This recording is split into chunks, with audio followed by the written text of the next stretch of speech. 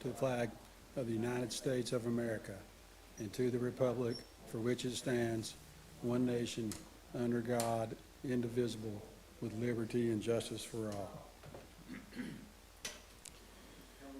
Yes, sir. May the Lord be with you. Let us pray. Almighty God, Heavenly Father, send down upon those who hold seat on this council the spirit of wisdom, charity, and justice, that with steadfast purpose they may faithfully serve on this council to promote the well-being of all the people who live in our community and all the people who visit our community. Help them to balance the weight of the influences on their thought processes so that they can make the best decisions for all concerned. And as always, help us to treat everyone with patience, fairness, and kindness. In Jesus' name we pray. Amen.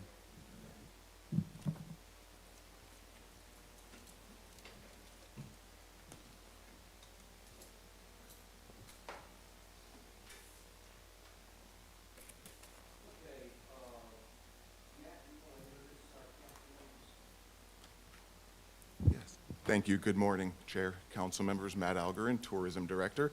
Just want to take the opportunity to recognize our incoming council members and then welcome back Councilmember Amy Wise-Coble and Brian Moffitt, and then say a welcome to your first meeting to Elizabeth Hafner and Tiffany Edwards and Bob Lacasse. So we appreciate you all being here and giving your time to serve on this council. So thank you.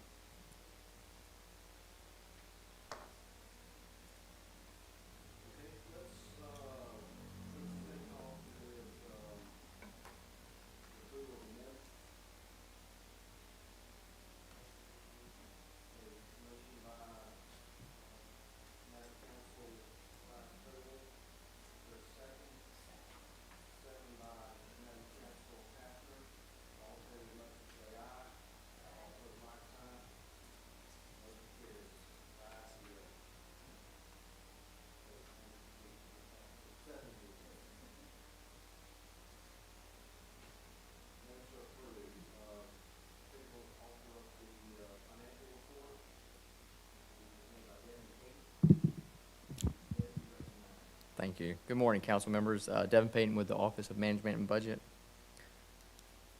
So I combined August and September in October and November under this slide just because of the lack of meeting from the last period. So you'll see total revenue for August and September was $10,742,881. For the month of October and November, TDT collections amounted to $6,042,638. This brings the total revenue for both of those periods, including interest and other collections, to $16,785,520. Here you'll see the TDT collections for the South Walton District for the period equaled $5,364,516. I do want to point out that the decrease in November collections was due to a tax portal transition issue that the clerk of court had. I have been in contact with them. The clerk's office has notified us that the major transition issues have been resolved, and so there'll be some adjustments to the reporting as they adapt to the new functionalities of GovOS. The North Walton TDT collections for this period equaled $57,468. When compared at a 2% rate, this represented a 13.5% increase when compared to the prior year period. Here, council members, you'll see the provided budget report. One thing I'd just like to note out is total revenue for the period exceeded expenditures by $3,351,684 for this period. And then finally, the reserve for the period amounted to $151,475,308. After deductions for projects, encumbrances, and the beach renourishment, this left an unencumbered reserve balance of $40,643,790. So then I'd request approval of the financial statements.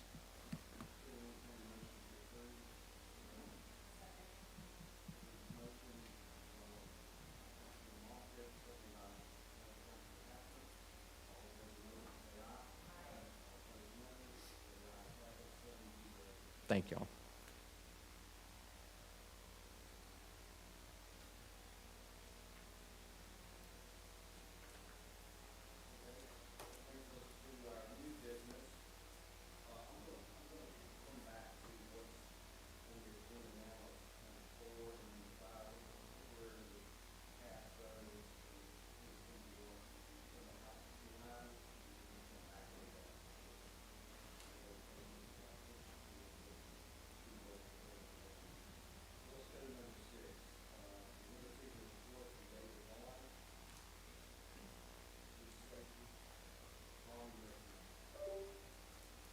Good morning. My name is David Vaughan. I'm the Beach Safety Director for the South Walton Fire District. Thank you for having us up here to quickly go over the year in review. It's kind of appropriate that we're doing it in the run-up to this new season coming up, so I'm going to be playing a short video that kind of encapsulates what the South Walton Fire District does. It's okay. I'm showing you this video, and it includes all of our divisions, but we work as one unit, and it does highlight beach safety, and then I'll try and quickly go through just a year wrap-up. South Walton Fire District firefighters responded to 2 significant structure fires early this morning. 3 women are recovering this evening after being bitten by a shark while swimming in South Walton County. Officials in charge of keeping people safe at popular beaches in Florida told Channel 2 Action News that they're ready for the spring break crowds. A resident allegedly being on fire unattended. Now, South Walton Fire District officials are hoping, through education, another disaster can be prevented.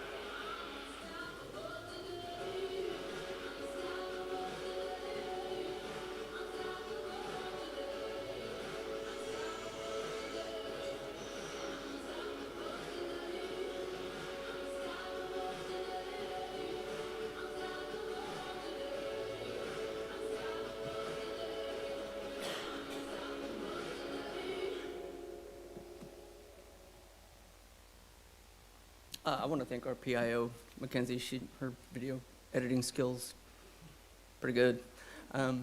Anybody here do the polar plunge this year? Yeah, it was bananas. Really good time. Jumping into the slides. Does this clicker work? Cool.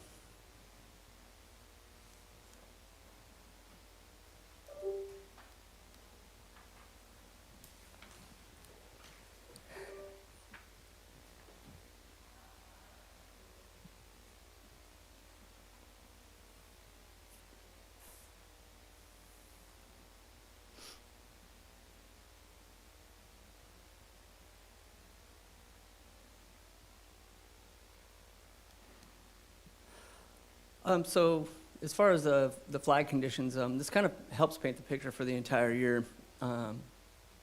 Pretty flat as far as year over year. Majority of the year in yellow flags. We did have a significant portion of the season in red and double red flags. We had a few more double red flag days, and coincidentally, it always seems to be that double red flag days happen when we have our busiest time of year. So that's when we get our response. Our public contacts were up, as well as our attendance. I know that some of the numbers were down for you, and I don't have a clear explanation for that other than a lot more people may be coming to the the public access points. And we're just, as part of our roving model, we're making more contacts with people, so we're counting people. Preventive actions, those are those things that we do that keep people out of trouble before they get into it. And so that's us stopping to discuss on an individual or on a group basis what the current dangers are. Those numbers are up slightly. Our public assists were down. That's good, because the public assists are something as simple as going out and doing what we call embarrassment therapy and getting people to come in as they start to get themselves in trouble, all the way up to what would be considered a full-blown water rescue, but that doesn't require EMS assistance. So that's a really large category that encompasses kind of a wide range of response levels, but it's one that we consider to be kind of overlooked, and it's kind of the unsung hero of what our guards do, because they're the ones diagnosing those problems. They're diagnosing them and resolving them without the need for intervention and activating the other resources. As far as full-blown water rescues, you can see a significant decrease year over year. And part of that is based on, this year was, if you look at the graph, you can see that we had basically a large spike in response, but for the rest of the season, after June and through July, when we have our heaviest crowds, the surf conditions were really, to put it frankly, kind of mild. And so I think that the results were, we really didn't have to do as many water rescues because conditions were better for us. We are very happy that there were 0 fatal drownings in all of Walton County last year. There were 4 in the year prior, and the 4 of the year prior, none of them were in primary zones. They were all in the tertiary zones where we had to spend some significant time getting to people. So we can't take credit for that. That would be arrogant and misguided for us to take full credit for having 0 drownings, but we contributed heavily to that. A lot of that is luck. I'm not going to sugarcoat that. Our efforts, we're very proud of our efforts, but I would never want to take full credit for 0 fatal drownings. We're just very happy with that. Our medical calls, flat, which is good. Lost persons, up, and that's not unusual. That's not too much of an outlier, and you can see with the graph, it's when we're busiest. People lose track of their kids, and as a parent of 2 young kids, I withhold judgment. I was that kid when I was growing up that I put my head down and get going and get out of sight. We've had a complete success rate on recovering children, so we're proud of that statistic that continues a long tradition. Beach wheelchairs, very proud of that. That has become immensely popular, and we're very proud to be able to provide that. And we really appreciate the support that the county has given us. I know considerable resources have been put into making our regional beach accesses very easily accessible for the use of those wheelchairs. Junior lifeguards, I can't say enough good things about this. It's a complete word-of-mouth program, and it sells out almost immediately every year. It's grown. We're over 200 kids. We started with 60. We've never had to turn anybody away. If anybody wants in, we can usually get them in. And we're looking forward to another great year with juniors. Already getting a lot of inquiries about that. And so I will, community outreach, like this week, we're going to be at South Walton High School, and at several of them, we deal with the homeschools. We're constantly out there talking to people and selling the idea of beach safety and making people situationally aware. As you all know, with the shark attacks, all victims survived. We're very grateful for that.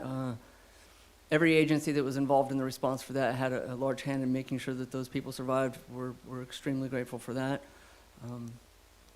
And I'll wrap it up with that. Do you have any questions for me?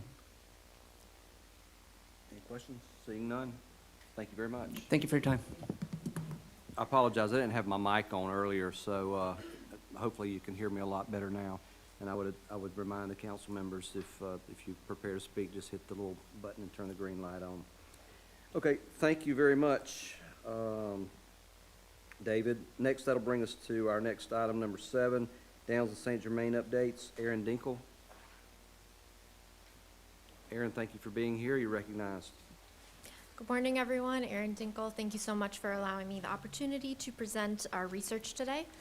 Today, we're going to be going over the calendar 2023 annual report. I know we have a packed agenda, so I'm going to go over just the top line overview. Not all the details, but all the details are available in the full report for you all to view. And then I am also available for any questions after this meeting as well, because I know we need to go along pretty quickly, but we are always available for additional questions on the research. So to start us off, I just want to do a quick recap on the methodology that led us to this visitor tracking study. This report is based off of over 3,000 surveys collected with your visitors in person and online. Those in-person surveys are done with your visitors while they're here enjoying their stay with one of our interviewers, and then the online ones are conducted with visitors who have recently stayed during the year as we partner with other accommodations who are able to distribute that survey to their visitors as well. So diving into the economic impact of your visitation, we saw that in 2023, visitors spent nearly $5 billion on their accommodations, dining out at local restaurants, purchasing groceries for their stay, enjoying unique shopping experiences, and really anything that they might have spent their money on while they were in the area contributed to this direct spending. Now, this direct spending was slightly down compared to the previous year. However, this was similar to what we saw in various other destinations and in line with the national trend of visitors tightening their budgets just a little bit while still prioritizing their trip experience as well. Now, that's a trend we've seen in 2023 through 24, and we don't expect that to slow down. The good news is that visitors, they do prioritize travel. They don't want to cut trips out of their budget. They want to make sure they take it, but they're choosing different areas where they can tighten their budget a little bit to make it a bit more manageable so that they can continue to take their annual vacations they enjoy so much. One thing I do want to note here as well is that although there was a slight decrease in overall spending, when you look at visitors who are staying overnight in paid accommodations, they actually had an increase of spending per person as well. Now, all this visitor spending generated nearly $7 billion in economic impact to the county. So in other words, for every dollar that a visitor is spending while they're here in the area, that's translating to about $1.43 of an impact into the rest of the community. And all of this economic activity was driven by over 5 million visitors that came to the area in 2023. And this was a slight decrease from the previous year, but that decrease was seen mostly in day trippers coming to the area as opposed to those staying overnight.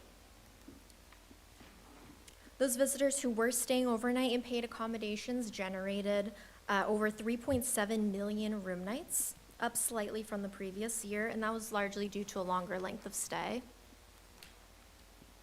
And those visitors ended up contributing over $60 million in tourism development tax collections.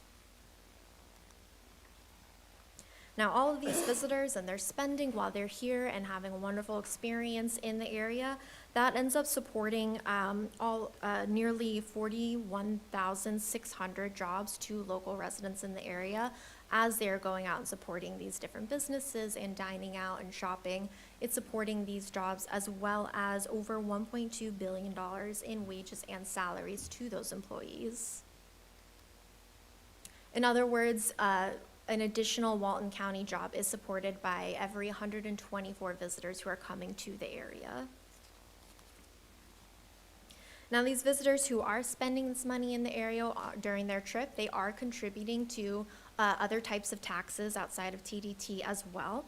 And when we took a look at that compared to the cost to Walton County government as far as the visitors' use and wear and tear on the area, we saw that there was overall a net tax benefit of over $65 million from the money contributed from the visitors during their stay. And when we consider that net benefit of over $65 million spread across the nearly 31,000 households in the county, that translates to a saving of nearly $2,000 for each household because of the contributions from visitors into tax collections. Now, with that being said, that brings us to our actual visitor journey, starting with their pre-trip planning process. Found that in 2023, visitors primarily came to the area for a family vacation, but also to relax and unwind, for an annual routine, and also for a very special occasion for some. About a quarter of your visitors noted that they recently noticed some type of advertising or promotion about the county before their trip, and this information influenced 7% of all your visitors to actually take the trip to the area. Of those 26% who did notice advertising before their trip, they primarily noticed it through television, through social media accounts, through a magazine article, and through Walton County Tourism social media. About 3 in 4 of your visitors chose to drive to the area, while the other quarter flew to the area, largely through the Northwest Florida Beaches International Airport. These visitors came largely from the southeast region of the U.S., but also from the Midwest as well. And we saw that the majority of them, about 65%, were coming from these 7 states in the southeast, from Georgia, Tennessee, Texas, Alabama, Florida, Louisiana, and Mississippi. And if we look at the markets there to the right there, we can see that as usual in the past, Atlanta is a key core market for those visitors, with 13% coming from that market, along with Nashville, Dallas, Birmingham, Houston, Memphis, Mobile, and New Orleans.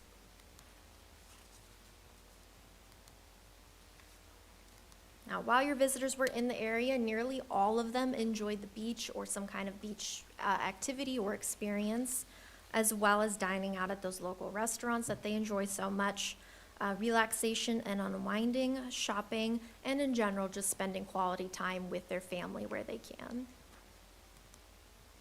Found that 13% of your visitors were coming here for their very first time, while 35% were loyal visitors who had come previously more than 10 times.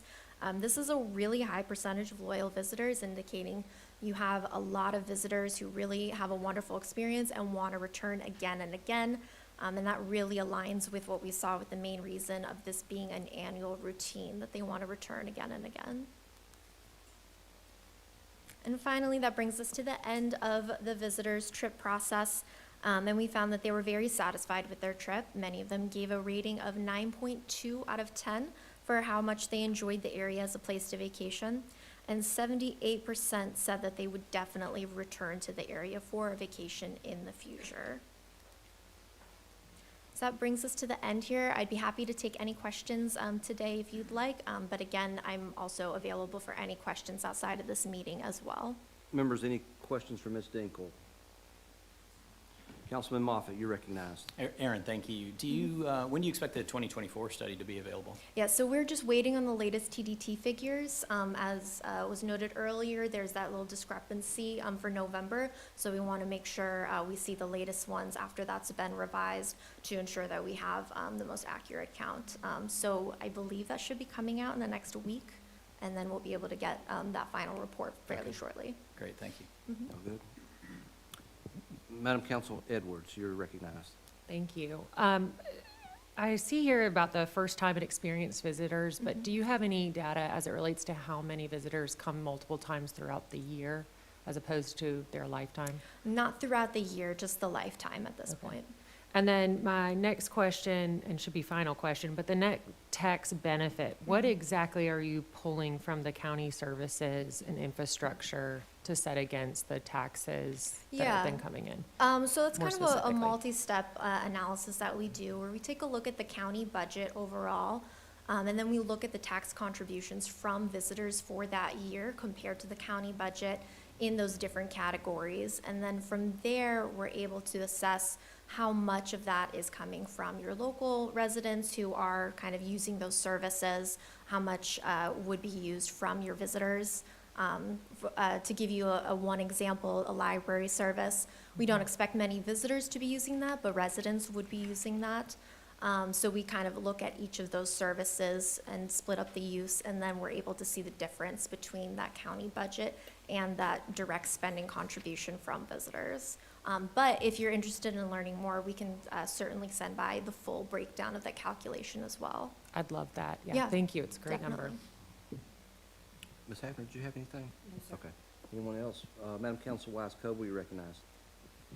I just wanted to, it's really an observation, when you see available inventory up and TDT collections down, that's a metric that we have to be very, very sensitive to. And I'd also asked, the teen survey, has that been presented at a meeting yet? It has not been presented. It was planned to be presented today, but with the PACT meeting, we decided to just keep it to the annual meeting, or to the annual report, to not go over in time. Okay, thank you. Anything else? Mr. Cass, Mr. Taylor, anything? Seeing that, all good? Ms. Dinkle, thank you very much. Thank you so much for your time. All right, that brings us to number 8, discussion and recommendation regarding the acquisition of properties. Who's going to present number 8? Matt?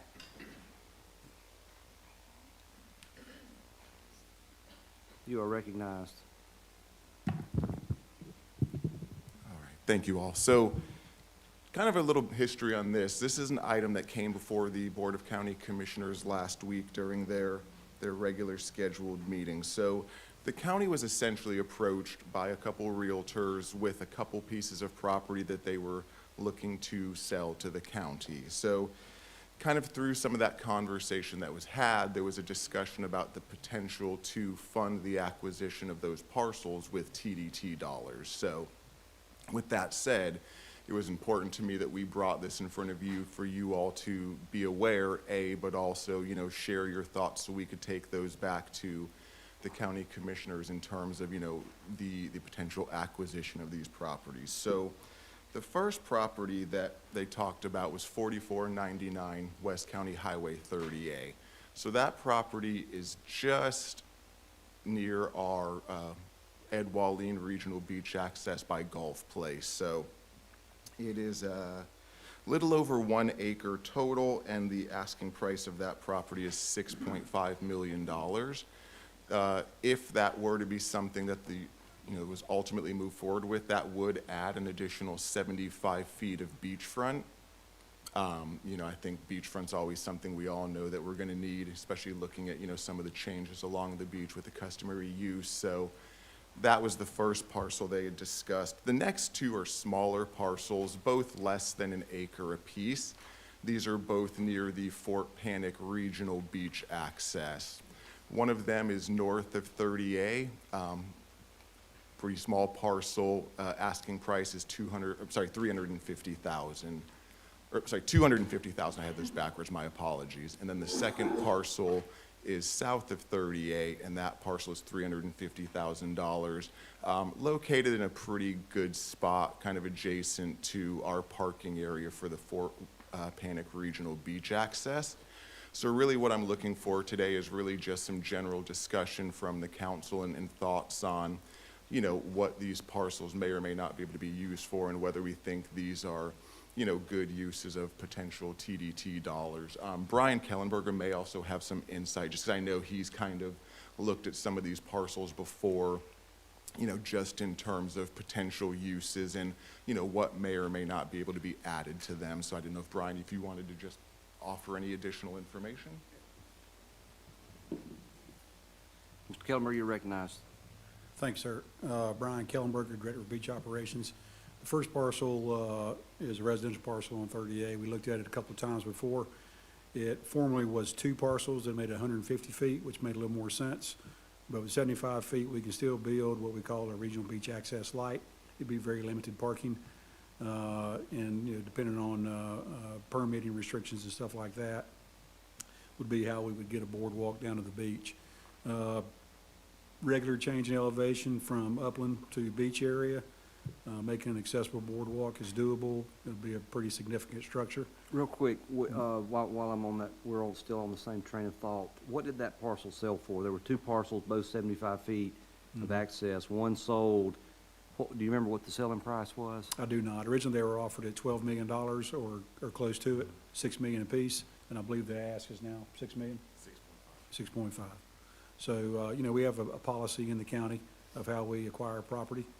It's pretty basic. We'll get 2 appraisals, and we'll offer the average of the 2 appraisals by supermajority, the Board of County Commissioners can agree to or vote to pay more than the appraised value. The bottom line is can we make it a public beach access? We can. Is it bordered by private property on both sides? It is. Is it close to Ed Walleen? Fairly close. Can it be connected with our future public transportation system? It can be. You know, is the price fair? Once again, property in Walton County is worth what somebody's willing to pay you for it.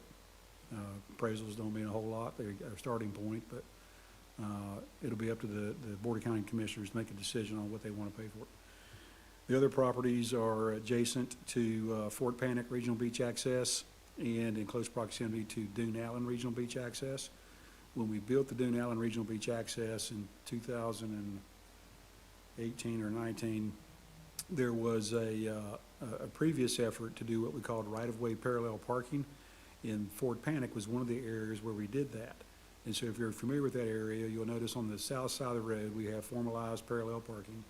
On the north side of the road, directly north of Fort Panic, we have curb and gutter and landscaping to keep people from parking where we don't want them to park.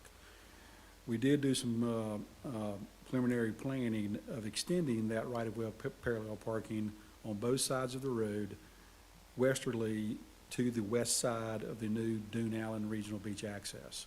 And it's really part of a program that I call beautification, hardscape, landscape beautification projects that are really disguised as formalized parking or no parking zones. And so that was going to be an opportunity to demonstrate what could be done on the scenic corridors of 30A and Scenic Gulf Drive. But at the time, we halted on any future right-of-way parallel parking, but acquisition of these two pieces of property of the second lot would be a good idea. And then let's pick back up on our beautification, hardscape, landscape projects along the scenic corridors. Make no comment on the cost. I feel like the appraisals will probably come in at less than the $600,000 asking price. I don't believe either lot is buildable. And the southerly lot of the two was previously involved in some litigation involving the placement of the Fort Panic Road that is not in the center of the road right-of-way. And I believe the litigation came out in favor of the people south of Fort Panic Road and south of this piece of property. In other words, the road's going to stay where it's at. Is the property usable? Does it go through all your checklists that you went through? It's usable in the scheme of doing right-of-way parallel parking. The northerly piece could be a small pocket park on Lake Allen. We'd put a very simple dock on it. It also helps us to realign the bike path or the multi-use path that's on that north side of the road. Right now, it's about 5 feet off the white line. When we started that previous effort of right-of-way parallel parking, obviously Stinky's Restaurant would be the most affected. I met with then owner Jim Richard, and he had no grief over it. In fact, he welcomed it. It would clean up the corridor in his area. I think he's since sold the restaurant. But anyway, both of them I think would be good purchases. It just depends on if we have the money, which Clay and Melissa Thomas and Devin can tell us that. And then if y'all choose to buy it, or if the county commission choose to buy it, we'll develop it like we do every other property. Any questions from Mr. Kellenberger? Any general thoughts from the board regarding property acquisitions, these in particular? Ron, one quick question. Recognize. How much parking is there currently at Fort Panic, and how much would this add? At Fort Panic, there is approximately 22 spaces in the park, another 8 on the road. Just to the west of it, on the south side of the road, is another 10 spaces. And then in the Dune Allen parking, or Dune Allen Regional Beach Access, approximately 20 spaces. Yeah. That's a mixture of handicap, regular, and some golf cart. Yeah, that'd be great. So we could put in, if we finished up that corridor, we could probably add another 40, maybe 50 spaces along that corridor. We have 2 large regional beach accesses. Fort Panic is unique in a certain way, as the beach in front of Fort Panic And then all the way easterly to Oyster Lake is an area of the beach that is considered public. Got it. Yeah, that'd be great. Anyone? Madam Council? Okay, I think I'm on. No, I mean, I certainly think we all can acknowledge that we need, obviously, additional beach access. My question, Brian, it's not that I don't support this because I do, but I like to kind of be able to be knowledgeable on a lot of chatter you see out there. Can you speak briefly to how much how much land we've acquired through TDT funds that is currently not being built on? I know we've got a lot of projects underway. I'm very familiar with that. But what do we kind of have in waiting, just so that we know? There's and we actually understand 3 that? parcels that are in waiting that I intend to start design permit efforts on this spring. In fact, I've started what I call the beginning of the project, and that is a task order, writing a task order to get the scope of work correct for the architect engineers to do it. And so those properties are going to be Eastern Lake, Bramble Grove, and Oyster Lake. So Bramble Grove, we purchased a approximately 50-foot lot on the east side of the Santa Clara Regional Beach Access. We call it Bramble Grove as well. And then Eastern Lake we purchased a few years ago, but we've kind of sat on it, recognizing that it's going to be a very controversial project. And then the Oyster Lake parcel, or there's actually 3 parcels we purchased in 2 different purchases. Unfortunately, there's also a outfall management plan that goes back, has a lot of history with litigation that's currently under litigation.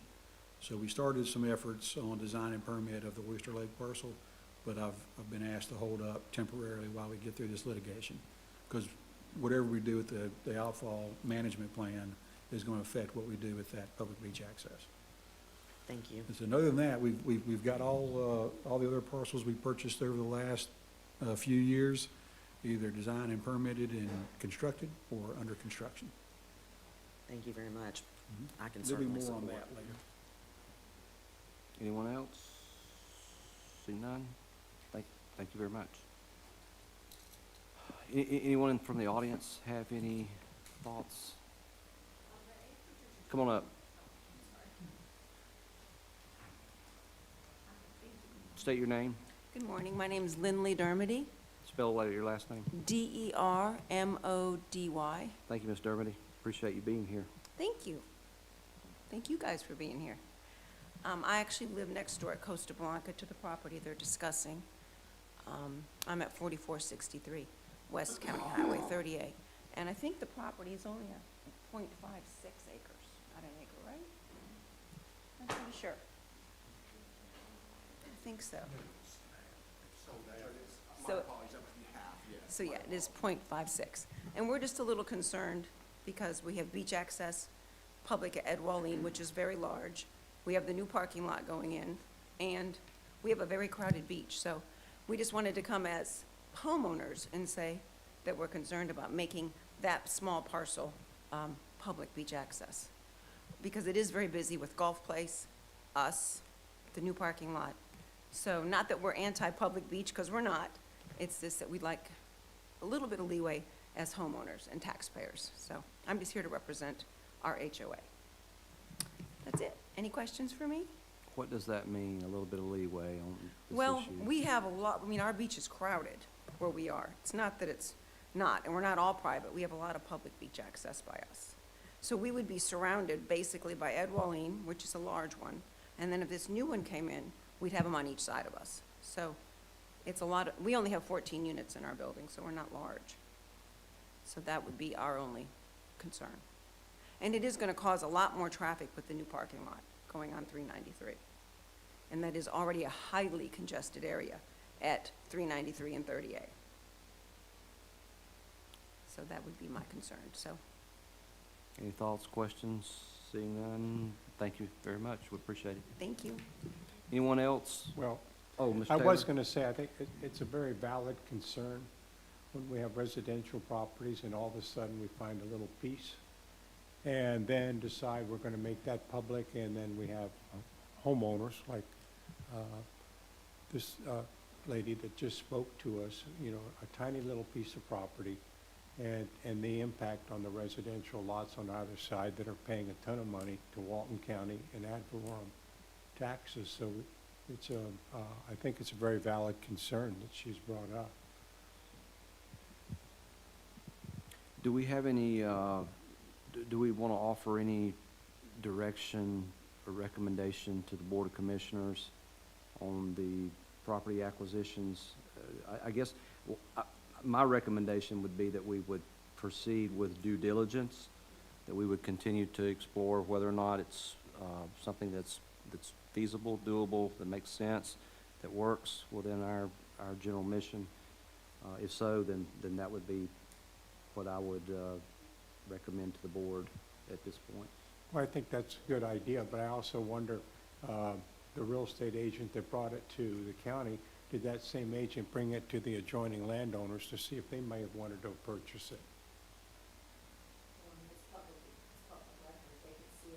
Yeah, okay, I'm just saying. Fair? Well, one quick question. I know that y'all spoke about it in the last BCC meeting a little bit.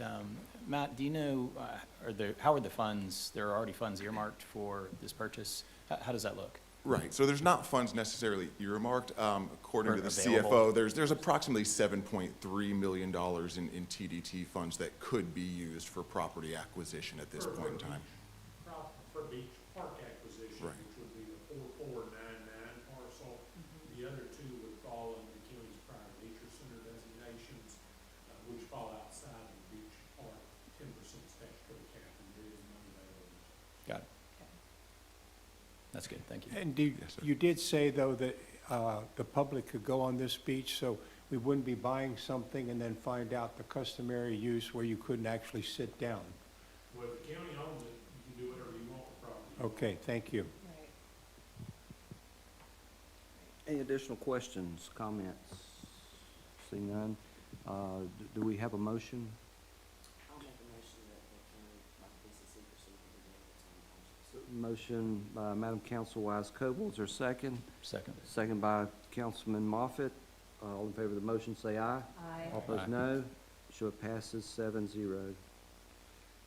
Okay, so we'll move to item number 9, the request approval to disband and move forward to re-envision the Marketing and Communications Advisory Committee.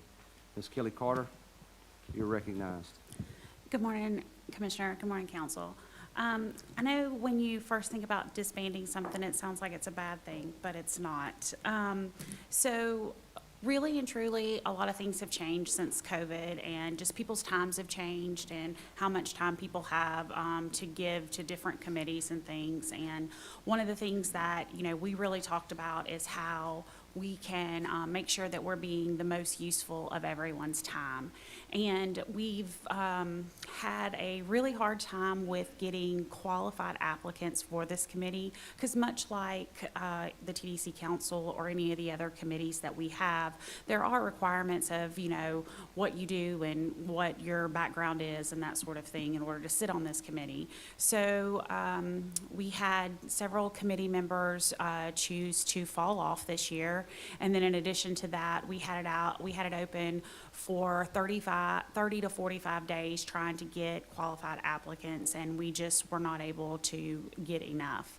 So the team and I went back to the drawing board, and we thought about, you know, what can we do to make sure that what we're doing gets out to everyone. And so we've looked at doing some different things of how we can make sure that our marketing partners know what we're doing. And through that, since we weren't being able to have the marketing committee due to lack of quorum, we instituted what I call the quarterly marketing partner call. And it's basically just a call that I have, a Zoom call that I have at my office, and everyone's available to participate. I bring in the research company and they give tips and trends. I also remind them of all of the things that are going on. And because it's just a workshop call, it's nothing that, you know, it's recorded so that anyone can look at it later. But it's also an opportunity for those marketing partners and those people that maybe weren't on the committee to be able to talk about the things that they're seeing within their own business. So we think that kind of that kind of process might work a little bit better than this formalized marketing committee process. So at this time, we ask that you allow us to disband, to ask the BCC to disband this committee so that we can move forward and do something that really benefits everyone and also thinks about people's time and they're not having to get away for meetings in the middle of the summer Okay, I and just got you, other things. I got you. Is there, Clay, is there a legal or functional purpose for this committee? No legal requirement.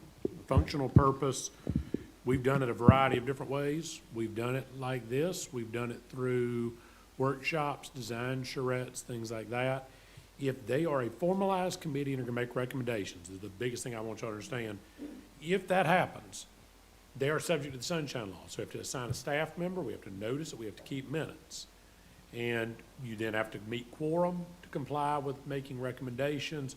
If we eliminate this and move in a different direction, the idea would, it would no longer be an advisory committee in the same nature and hopefully would engender more participation and unencumber some of the participants who may be worried from sunshine perspectives.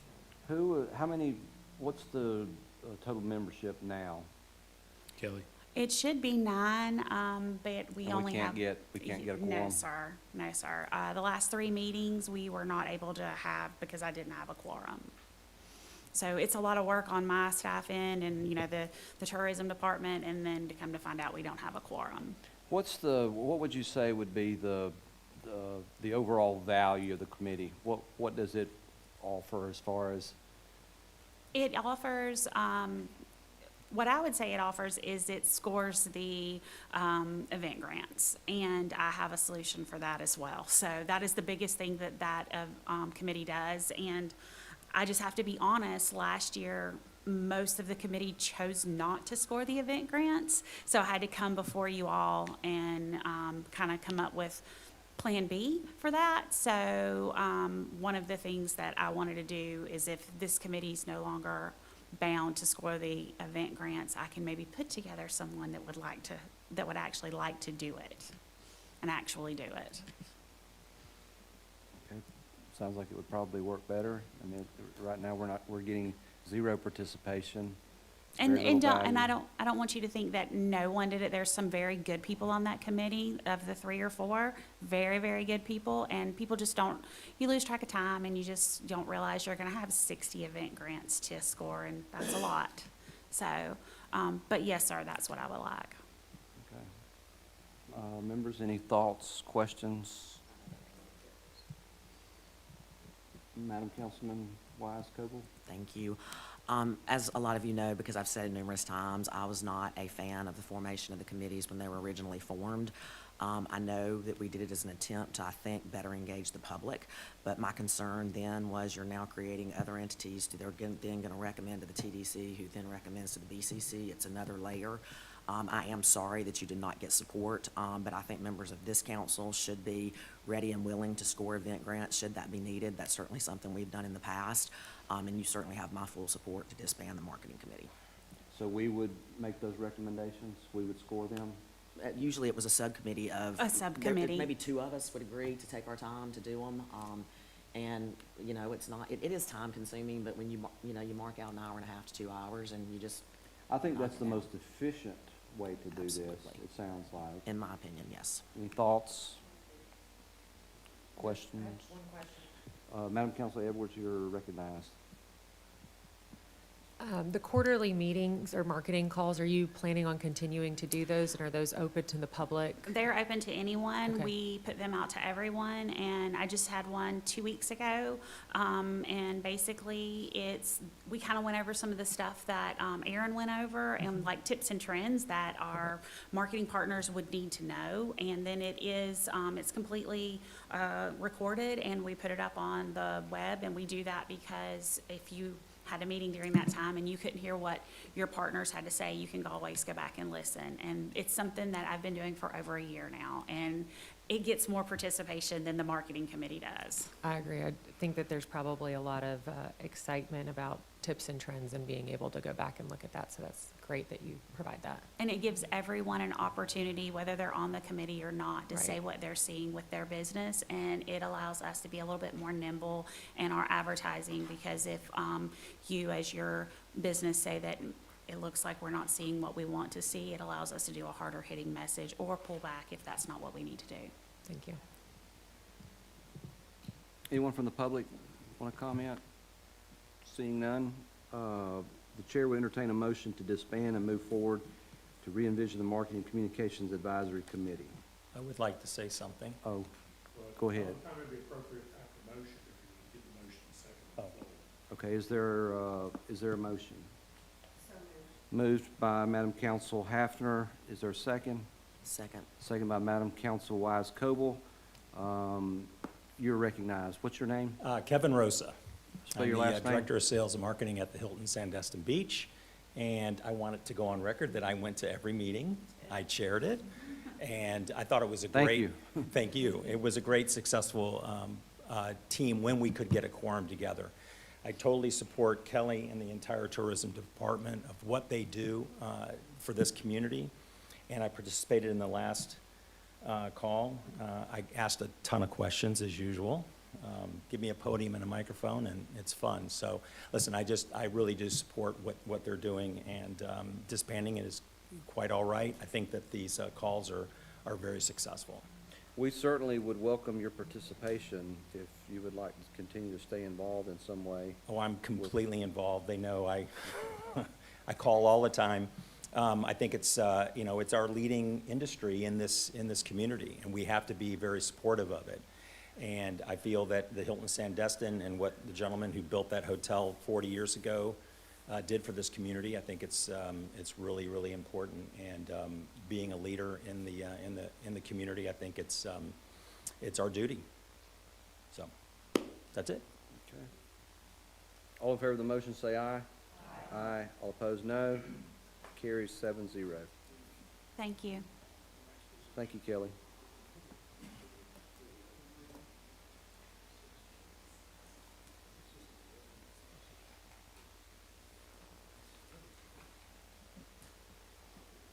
Okay, that brings us to item number 10, regarding 2025 meeting dates, times, and locations. Mr. Algren, you're recognized. Yes, sir. Thank you, Chair. All right, Council. So what we're looking to do is just set the dates and times and locations for the remainder of our meetings for the year. So we've just put together a proposed lineup that you have in front of you in the packet. We're open to any thoughts and considerations that you all may have to adjust those locations based on what you see as the best needs for the council. So we're really just here to ask for your input to see if those proposed dates work for you all. Let's see.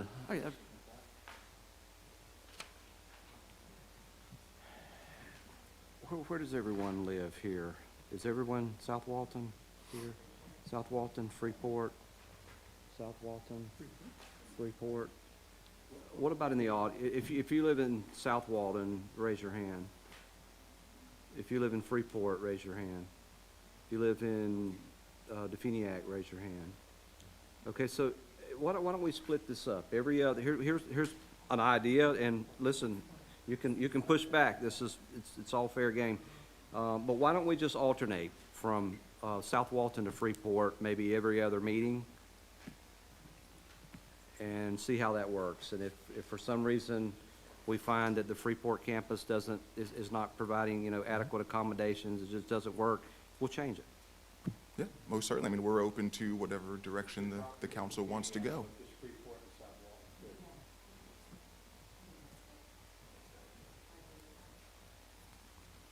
Any thoughts, questions, recommendations? Good idea, bad idea? Okay. All right, well then we'll proceed with that. Is there a motion?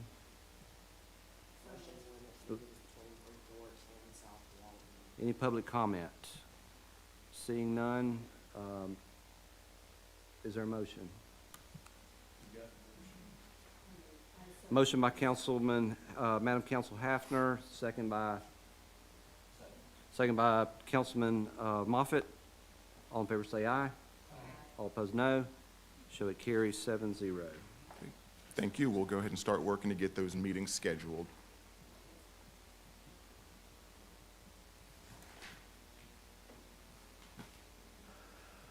Okay, so that brings us to item number 11, election of 2025 TDC officers. Matt, you're recognized. Yes, sir. Thank you, Chair. So at the November 26th BCC meeting, Commissioner Drake was formally appointed, if you will, to serve on the TDC by his colleagues.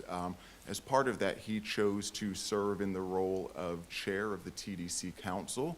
So what we'll be looking for today is just to select a vice chair, a treasurer, and a secretary. So we're just going to open that up to the council for potential nominations to serve in those positions. Any nominations for vice chair? I'd like to nominate Amy. There's a, Sorry. tenure has its privileges, right? Or its consequences. Absolutely. No, I'd be happy to serve as the vice chair or the treasurer. I think one of us has really got to get ourselves, it's not that our team and our staff is not extremely educated, they are, but I know the last time when I finally was in the treasurer's seat, I just went and spent like 4 hours, but happy to serve as the vice chair. So there's a motion by Councilman Moffitt and seconded by Madam Council Hafner to appoint Amy Wise Coble as the vice chair. All in favor of the motion say aye. All opposed, no. Show it passes 7-0. Congratulations and thank you, Amy. So what's next? Either secretary or treasurer, Mr. Chair, whichever you'd like to take. Okay, the chair would entertain motions to appoint a treasurer to the TDC. Nominate Tiffany. I know she's new, but your background is perfect for this. Does anybody have a real passion or interest in it first? Tiffany, are you willing to serve? Somebody that would like to do it. I think when you're new, I think you need to pile on. Today was. Yes, I'm willing to. Great. So there's a motion to appoint Madam Council Tiffany Edwards to the position as treasurer of the TDC. Is there a second? Seconded by Councilman Lacasse. All in favor of the motion say aye. All opposed, nay. Show the motion carries 7-0. Congratulations, and thank you, Ms. Edwards. And then we had secretary. Is there a motion to appoint a secretary to the TDC for 2025? Motion, Matt. Motion for Councilman Moffitt has been made. Is there a second? Are you willing to do it, Matt? Great. Otherwise, you're going to do it anyway, right? There's a second by Madam Council Edwards. All in favor of the motion, say aye. All opposed, nay. Show that done, 7-0. Great. All right. Thank you. Got that out of the way. Okay, let's go to item number 12, our director's updates. Let's start with, we have 3 updates. Let's start with Karen Morris, Group Sales. Thank you, Commissioner. Good morning, Council. I'm Karen Morris. I'm Director of Sales. I have updates for you today from the group sales team and also the visitor center. So, starting with group sales, our most recent industry event was the Independent Meeting Planner Education Conference. That was at the end of January. And at the event, I had 21 pre-scheduled appointments with meeting planners who were interested in learning about Walton County as a meetings destination. So, as a result of that so far, and I was just there last week, I've already gotten 1 RFP, which would represent about 65 rooms for a few nights in April of '26. And I do anticipate getting more as follow-up continues. So I'll be getting those RFPs out to the meeting properties. And then coming up, we have Florida Encounter, which is February 3rd through 5th, which is actually right now. Lisa is in Ocala right now representing us at that show. We have the Florida Golf Alliance, Rendezvous South, and we're also hosting a meeting planner fam trip February 27th through March 1st. And as of right now, we have 9 meeting planners confirmed for that fam trip. So I'll have an update for you guys on that next time we meet. And then as far as results of our efforts in December and January, we distributed 11 meeting leads to partners, 18 wedding leads, 5 film leads, and we brought 2 meeting planners in for destination tours and a site visit. And we also assisted 3 groups that were in the destination in South Walton during their conferences. And then moving on to the visitor center. Since we last met, final numbers for visitor counts have been calculated for fiscal year 24. So during the fiscal year, and just as a reminder to you guys, that ran from October 1st of 23 through September 30th of 24. Again, that's fiscal year 24. We welcomed 20,632 visitors into the visitor center, and that represents about a 10% increase over last year. For the new fiscal year, for fiscal year 25 that we're in now, which began October 1st of 24, visitor counts for both October and November were up over the same time last year. So through November 30th, we've welcomed 2,846 people into the visitor center, and this represents about a 5% increase over the same time last year. So those are my brief updates. If no one has any questions, we'll turn it over to marketing. If you do, I'm happy to answer. Any questions regarding group sales? Questions from the board? Madam Councilman Edwards, you are recognized. Thank you, Karen. You're A welcome. couple quick questions. Do we know exactly what's precipitated the increase of visitors to the visitor center? Are we? Well, we think that it is word of mouth. Okay. We're seeing a lot more locals coming into, and the value of the merchandise that you can purchase in our visitor center. Have you been in to Yes. visit? Yeah. Yeah. So you know the quality of the merchandise, and the pricing is very reasonable. So just so you guys know, we do not don't increase over cost. So that's not our purpose to generate revenue. It is fully promotional. So the prices are really good. And then, you know, just word of mouth, I would say. A lot of people that I hear come in and say, oh, you know, my friend told me, or, you know, my neighbor told me I should come by and see you. So it has a lot to do with that. I was going to say, anecdotally, is it more so for a shopping experience to come in, or are they searching for something It's particular? both. It's Okay. both, yes. We have a lot of information in the visitor center, and very well-informed information specialists that work in the visitor center. So I would say probably 50-50. Dana used to work in the, about 50-50, maybe a little more on the shopping, but it's definitely informational. Awesome. And then my next question is, as it relates to attending some of these conferences for the group sales, how are we tracking which ones are most beneficial to our area, where we receive the most leads and then can sign the most RFPs and contracts? And are we tracking that year over year based on, obviously, the expense to attend? We do, yes, Okay. definitely. We track it in Simple View, and we do, what I'm tracking is, or what the team and I are tracking is requests for proposals. That's how I measure ROI on a show. I did one last year, toward the end of last year, it was the last quarter, and it was the 3rd time that I'd done it, and I steadily saw a decrease. And then after it was in November, I decided after that show just not to attend because there was no return on it. So to answer your question, I'm measuring return in RFPs that I can send out to Wonderful. the meeting parties. Awesome. And are you, Yep. those usually, those conferences pretty heavy in the January, February timeframe, or are they throughout the year? They're throughout the year. Okay. A little bit lighter in the summer, but I would say winter and fall are probably the heaviest times, Wonderful. with summer being lightest. Right. Yeah. Okay. Thank you. You're welcome. Any other questions? No additional questions. We appreciate you. Thank you. Thank you. All right, number 2 will be presented by Ms. Kelly Carter, Marketing and Communications. Good morning, Kelly again. Just wanted to update one more thing based on what Karen was saying with visitors into the visitor center. We also have paid social that year-long. We're like, do you need to know something? Whatever, are you in the area? Do you need something? Go by the visitor center. We can inform you, or we probably have it. So paid social also helps there as well. Do we do online sales? Yes, we do.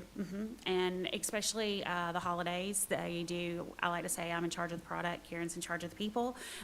We kind of pay attention to what they want. We do a lot of like gift baskets and those kind of things that we sell out to people. So people love to come get their Christmas presents there because it is very reasonably priced.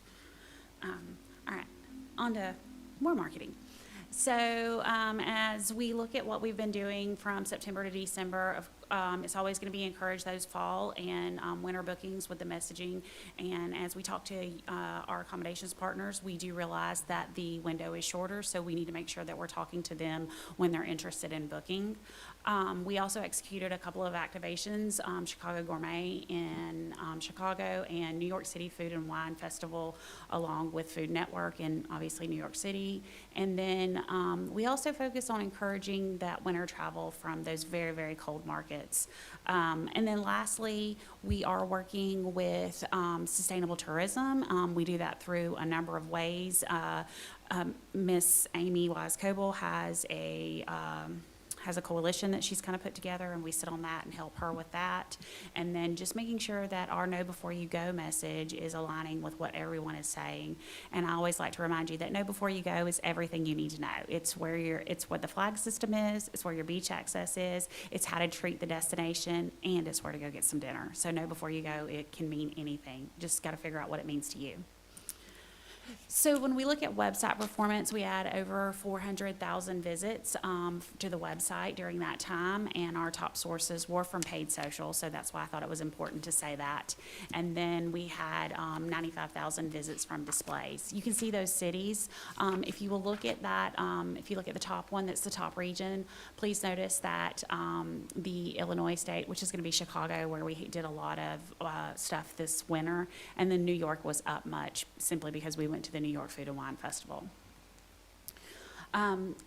Over 96 million total digital impressions, but the one that I'm always interested in is that we've negotiated $3.8 million in added value, which is 66% of the media buy. So keep in mind, we're continuing to negotiate that added value to get the most bang for our buck. Desktop performance was Condé Nast Premium. Click-through rate was 0.68%. Industry standards is only 0.13.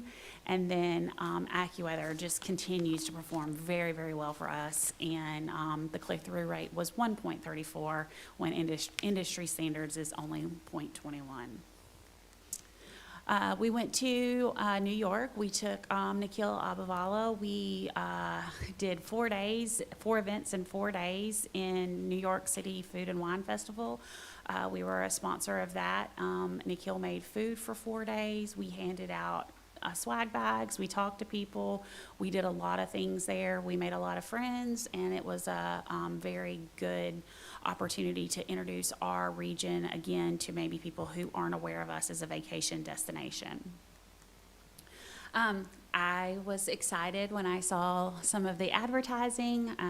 You don't expect to see South Walton when you walk down to get on the subway, but as you can see, there it is. It was very cool at that time, so it was nice to see the white sandy beaches, and we also had some advertising on top of some New York City cabs, so we were kind of everywhere. It was a very good buy for us. We also saw lots of traffic to the website from the New York area, so it obviously got people to go where we wanted them to go to learn. Another one that we did that I always like is the Chicago heating shelters. Those are, waiting for the train. They are heated, so when you walk in there, you see that beautiful water, that beautiful sand, and it's warm, and you think about coming here, and which is one of the reasons you continue to see Chicago moving up. And that also comes from, those are the things that our partners say that they want to see, us, they need more help in Chicago area, more help in the Texas area, and we continue to do that. One of the things that this marketing team does, and along with this whole team, is we participate in the Northwest Florida Beaches Coalition. This is going to be more of a regional effort. It's going to be an 8-county region, which is Pensacola to Apalachicola. And what we do is we kind of go after the adventure traveler, which is a little bit different than the traveler we go after every day, but it is trying to bring people that maybe aren't used to thinking of this region as a vacation destination. So we were able to attend the dive show, DEMA, it's in Las Vegas, and we attended with Pensacola and Panama City Beach and us, and it was a good show for us. We also had an influencer in our booth with us that has been diving all of our reefs and all of our underwater museum in Morrison Springs. So he was able to talk with everyone and really be super knowledgeable. And I was excited that I had him there with us. We also attended the New York Travel and Adventure Show. We do that one as a group as well, just to cut costs and that sort of thing. And we saw really good participation. It was a kind of funny week because it was the week after the snow. So they were like, "Do you have snow still?" I was like, no, I don't. So that was kind of wild. And then last up, super excited to talk about the 6 HSMAI awards that we won. Many of you have seen the South Walton Cookbook, but if you haven't seen it, I would love to give you one of those. Sales also has a meetings video brochure that we did. We also have an integrated campaign with your getaway and your homecoming. I'm really excited that the Authentic Walton campaign won. I think of it as a little brand that could. And then the South Walton Beach Neighborhoods locator videos. And then also we had a PR campaign win as well. So super excited for all of that. Matt and I will go this month and pick those awards up in New York. I'm not going to play the end of the year video just because I don't want to take up any of that time, but I will send it out to everyone. If you haven't had an opportunity to watch the year-end video that we played at the annual meeting, it's worth the 7 minutes to watch it just because it really paints a really great picture of everything that happened in 2023. And then looking ahead, event grants will be open tomorrow. We're getting those ready. We lost a little bit of time due to Snow Week, but we're getting those ready. Next week, we have a wedding planner influencer fam in town, and it's wedding planners who go to destinations and plan weddings as an influencer. And so we're going to take them around. We are also attending the Toronto Outdoor Show. That's with to keep costs down. We're doing that with the Northwest Florida Beaches Coalition. And then next meeting, you'll see our media plan, and then after that will be co-op sales. Any questions about marketing? You're recognized. Ms. Edwards. I don't have enough strength in my thumb or my finger.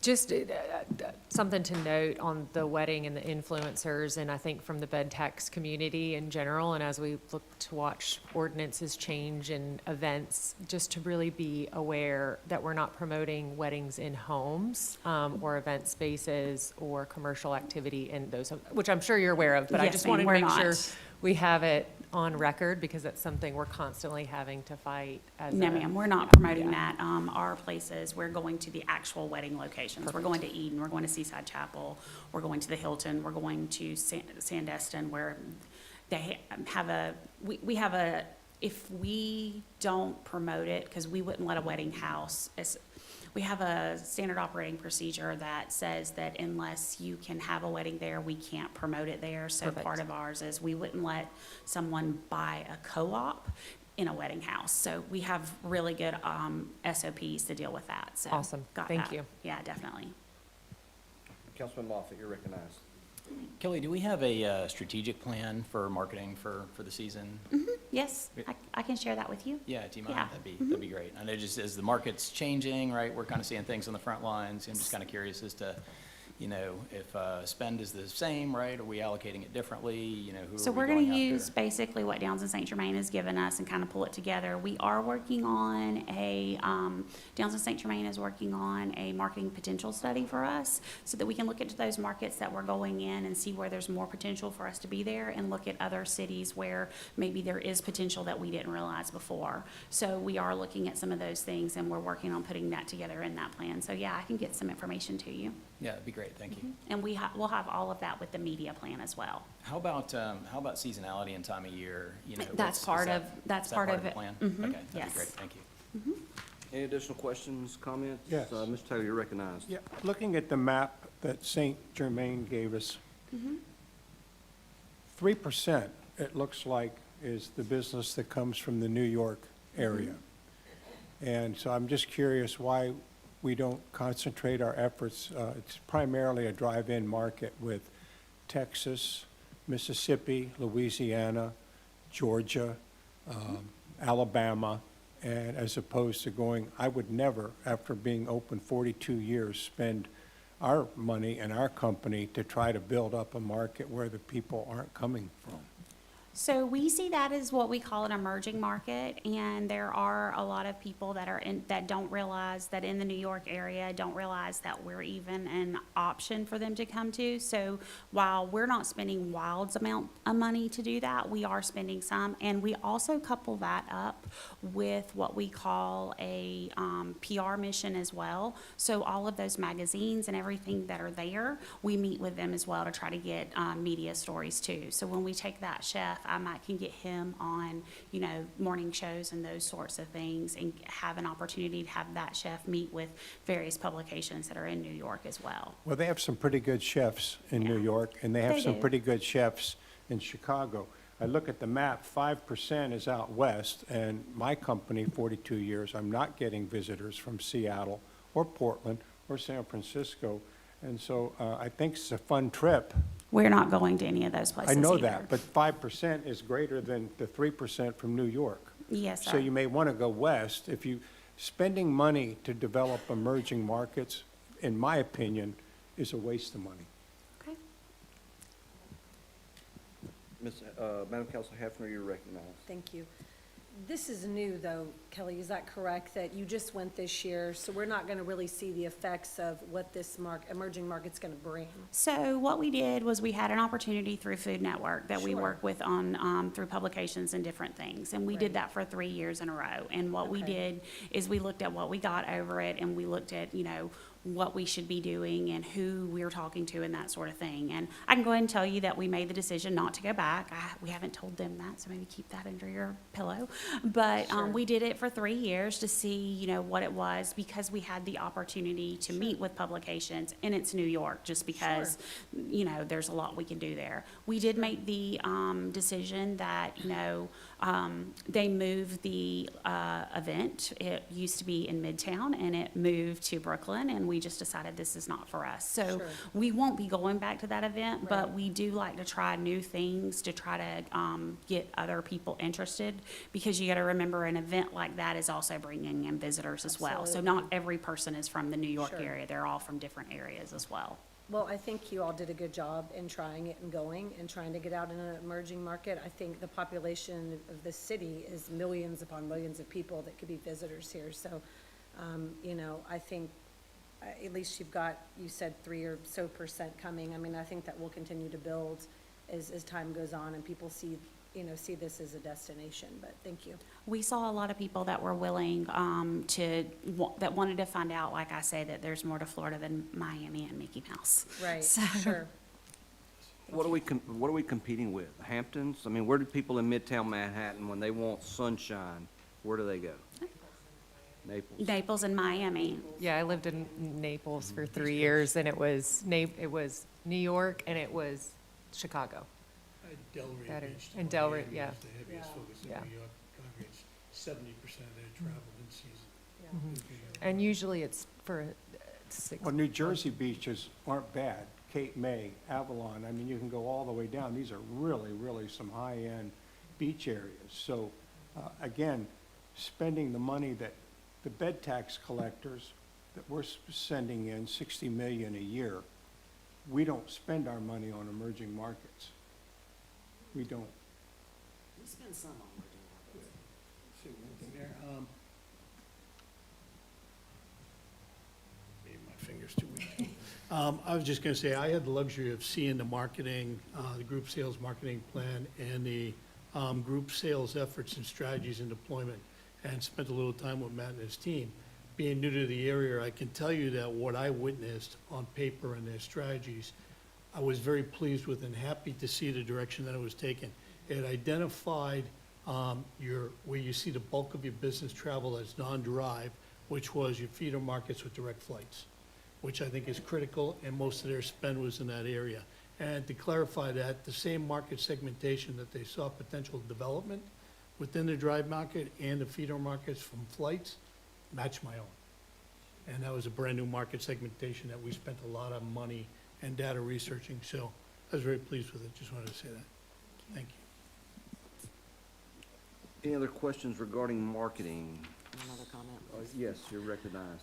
I also think it's very important, I agree, tying the emerging markets to the direct flights. We do that in our marketing, and I think we also all have to remember we have a very diverse demographic traveling to Walton County.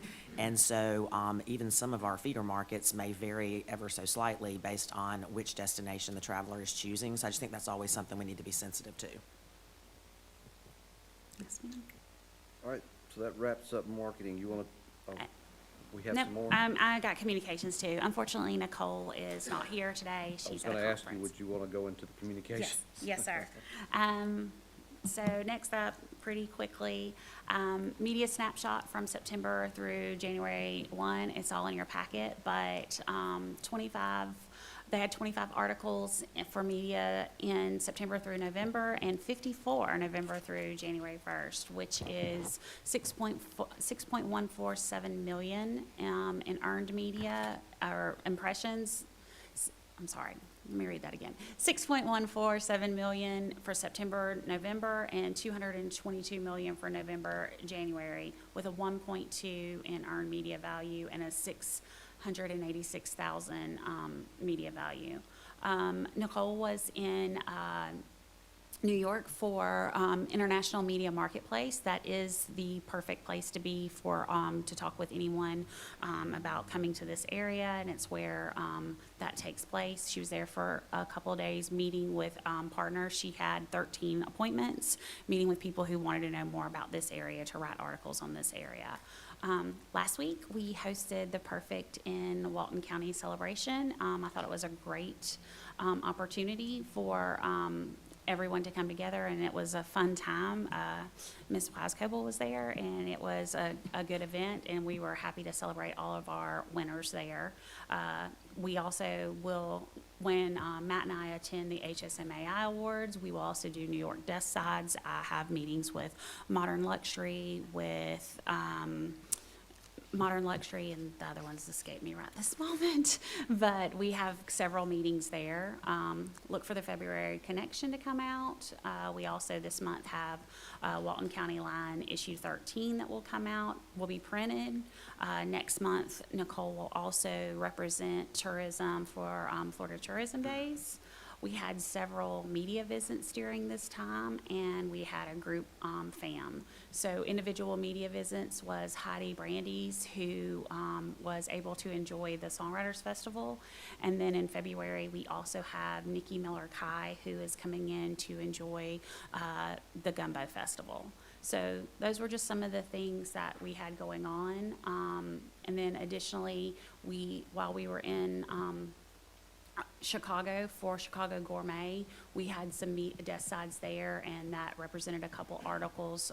One of them was done on the art in the underpass at Inlet. So in your book, you can see these various hits that are here and all the things that they were about. Additionally, here are some of the articles. They were all very good, and we're very pleased to have them, and they're all in your binder. And then lastly, those are some of the press hits that we received. Travel and Leisure, 7 secret beaches in Florida for a non-crowded getaway. Southern Living, the 10 best Southern desserts of all time. And then, of course, Modern Luxury, Discover South Walton. So those are just some of the things that communications did. And I'm not Nicole, but I'll do the best if you have any questions. Any questions? Seeing none, thank you very much. Thank you. All right, so finally, that'll bring us to our 4th department, Beach Ops. Mr. Kellenberger, would you want to provide an update? Yes, sir. Thank you, Chairman. Brian Kellenberger, Director of Beach Operations. Appreciate y'all's time today. Today's theme is under construction. So we're going to zip through a couple of these. We've got like 7 projects under construction right now. For some of you newer members, if you read through the information, several years ago, we embarked on buying beachfront parcels as well as parcels for auxiliary parking lots or supplemental parking lots for our larger beach accesses. 393 over here to the west by Gulf Place, getting close to being finished. The parking lot's actually finished. The building was a little problematic. We designed a really nice roof system for the building, and marrying the concrete and the steel and this proprietary roof panel system has been problematic. But the contractors worked through it. The roof material should be on site towards the end of February, and we'll get that facility opened in time for summer. Grayton Beach parking facility over on 283, coming along nicely, on schedule. It's looking at a early April opening, and that will also be part of a public transportation system that I'll talk about in just a minute. Camp Creek Lake Canoe Kayak Launch, that's over in the Seacrest Beach area. This is one of our first coastal dune lake public beach access, or public lake accesses. Contractor did a phenomenal job on it. It was a great exercise in how to get people from one elevation down to a lower elevation, all ADA compliant. Seagrove Beach, Regional Beach Access, under construction. We've got most of the underground work done, and we're now lifting the site up to do the what we call vertical construction of the boardwalk and the bathhouse. Cessna Landing Park improvements, wrapping that project up right now. This was a renovation to an existing bay access that's heavily used. Most of the improvements were done to improve circulation and usability of that park by the different users. Headland Avenue, neighborhood beach access. This is down in the Sea Highlands neighborhood in the heart of Seagrove. It's a traditional neighborhood beach access, boardwalk from road down to beach. We're just now getting started on it. Grayton Beach Community Center, this is our project down in the heart of Grayton Beach, which is primarily a restroom transit building, but it also has a community center feature to it. Unfortunately, we were faced with some litigation on this project. Our legal department's working through it. I think we can come to terms with the plaintiff and get past the litigation and move on with the project. A few pictures here. This is 393. The center picture on top is the actual building. As you can see, it's got a nice wave-shaped roof to it, a lot of glass, a lot of concrete block.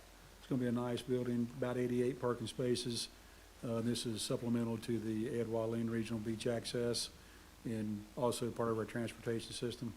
Grayton Beach Municipal Parking Facility, architecture rendering at the top left, and some construction photos. This one we did in a phased approach where we did what we call the lower lot first, along with the maintenance building, and now we're completing what we call the upper parking lot, which is what faces the road. And project's come along nice. It's going to be a nice addition to our inventory of public facilities. Camp Creek Canoe Kayak Launch. There's the plans on the left, a couple of aerial views. As you can see, very nice project, good exercise in how to build retaining walls. Like I say, it was a change in elevation of 28 feet from road down to water, and we did it all making it ADA accessible. It's a bit of a hike with a canoe or kayak around a few switchbacks, but it's ADA accessible. Seagrove Beach Regional Beach Access. This lot had its own problems. It's a drainage ditch for a 150 acre drainage basin. And so all the water that comes down through Seagrove, if you're familiar with Tom Thumb, Cafe 30A, all that water comes to that and goes down through this lot and eventually makes itself onto the beach.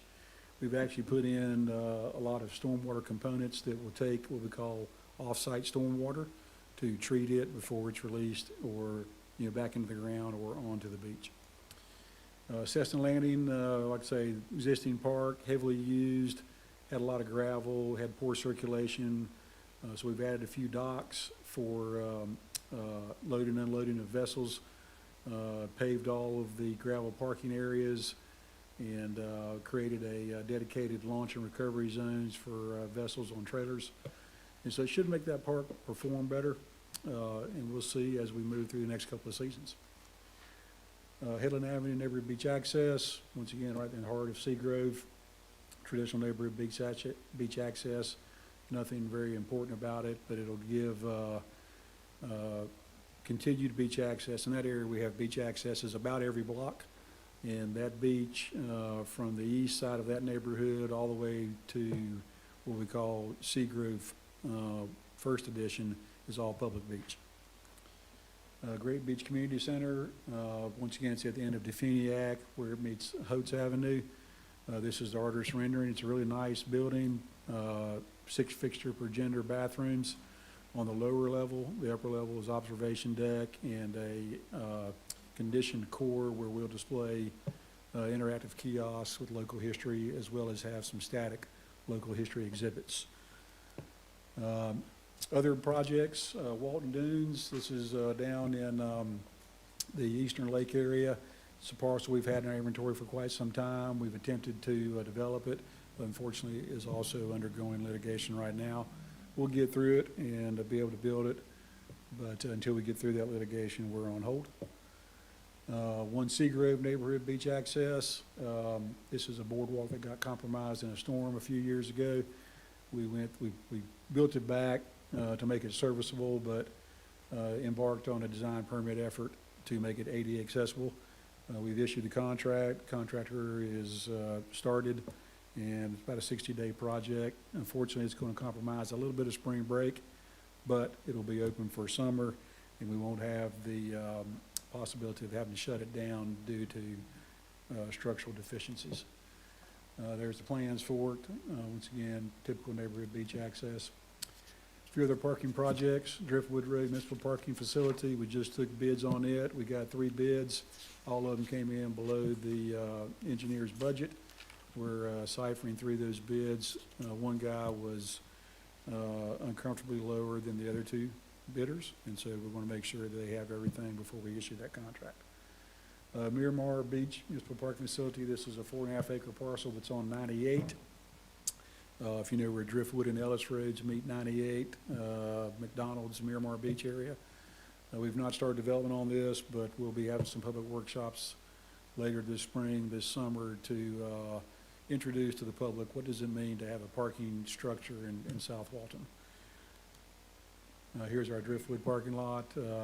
This is 1 block north of our Miramar Regional Beach access, intended to supplement its parking.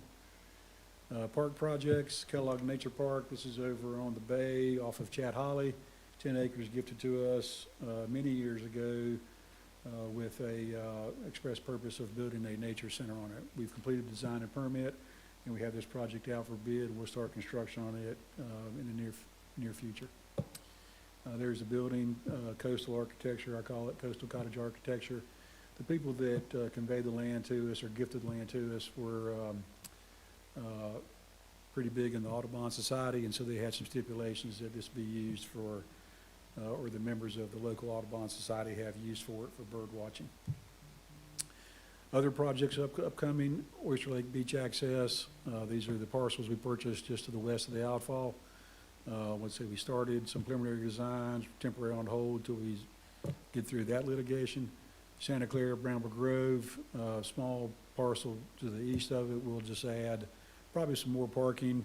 We're looking at putting in some picnic pavilions, and it already has an existing boardwalk on it. We'll get started on this design permit effort here shortly. In the Legion Park, we've already started on. We're about 60% through design and permitting on it, and it is a host of improvements to make that older park more modern. A few pictures of Santa Clara, Bramble Grove, Oyster Lake. Both of those parcels had older residential structures on them. We went ahead and tore those down so they would not become problematic to us. And the last of the projects is we have a new visitor center that we purchased land for on 331 just north of here. We went through one design and permit effort, decided not to build that building. We're going to start on a new one. Matt and I have started some very preliminary efforts on it, but we'll get cranked back up. And then Eastern Lake Beach property, this is a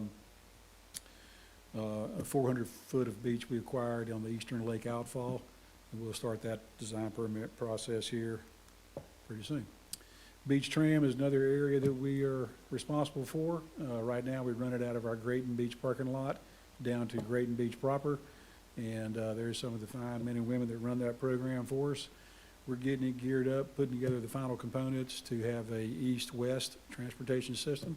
It'll be very limited in its first iteration to, one, prove that we can do it, and second, to make sure that we have the ridership that we would like to have to justify the expense.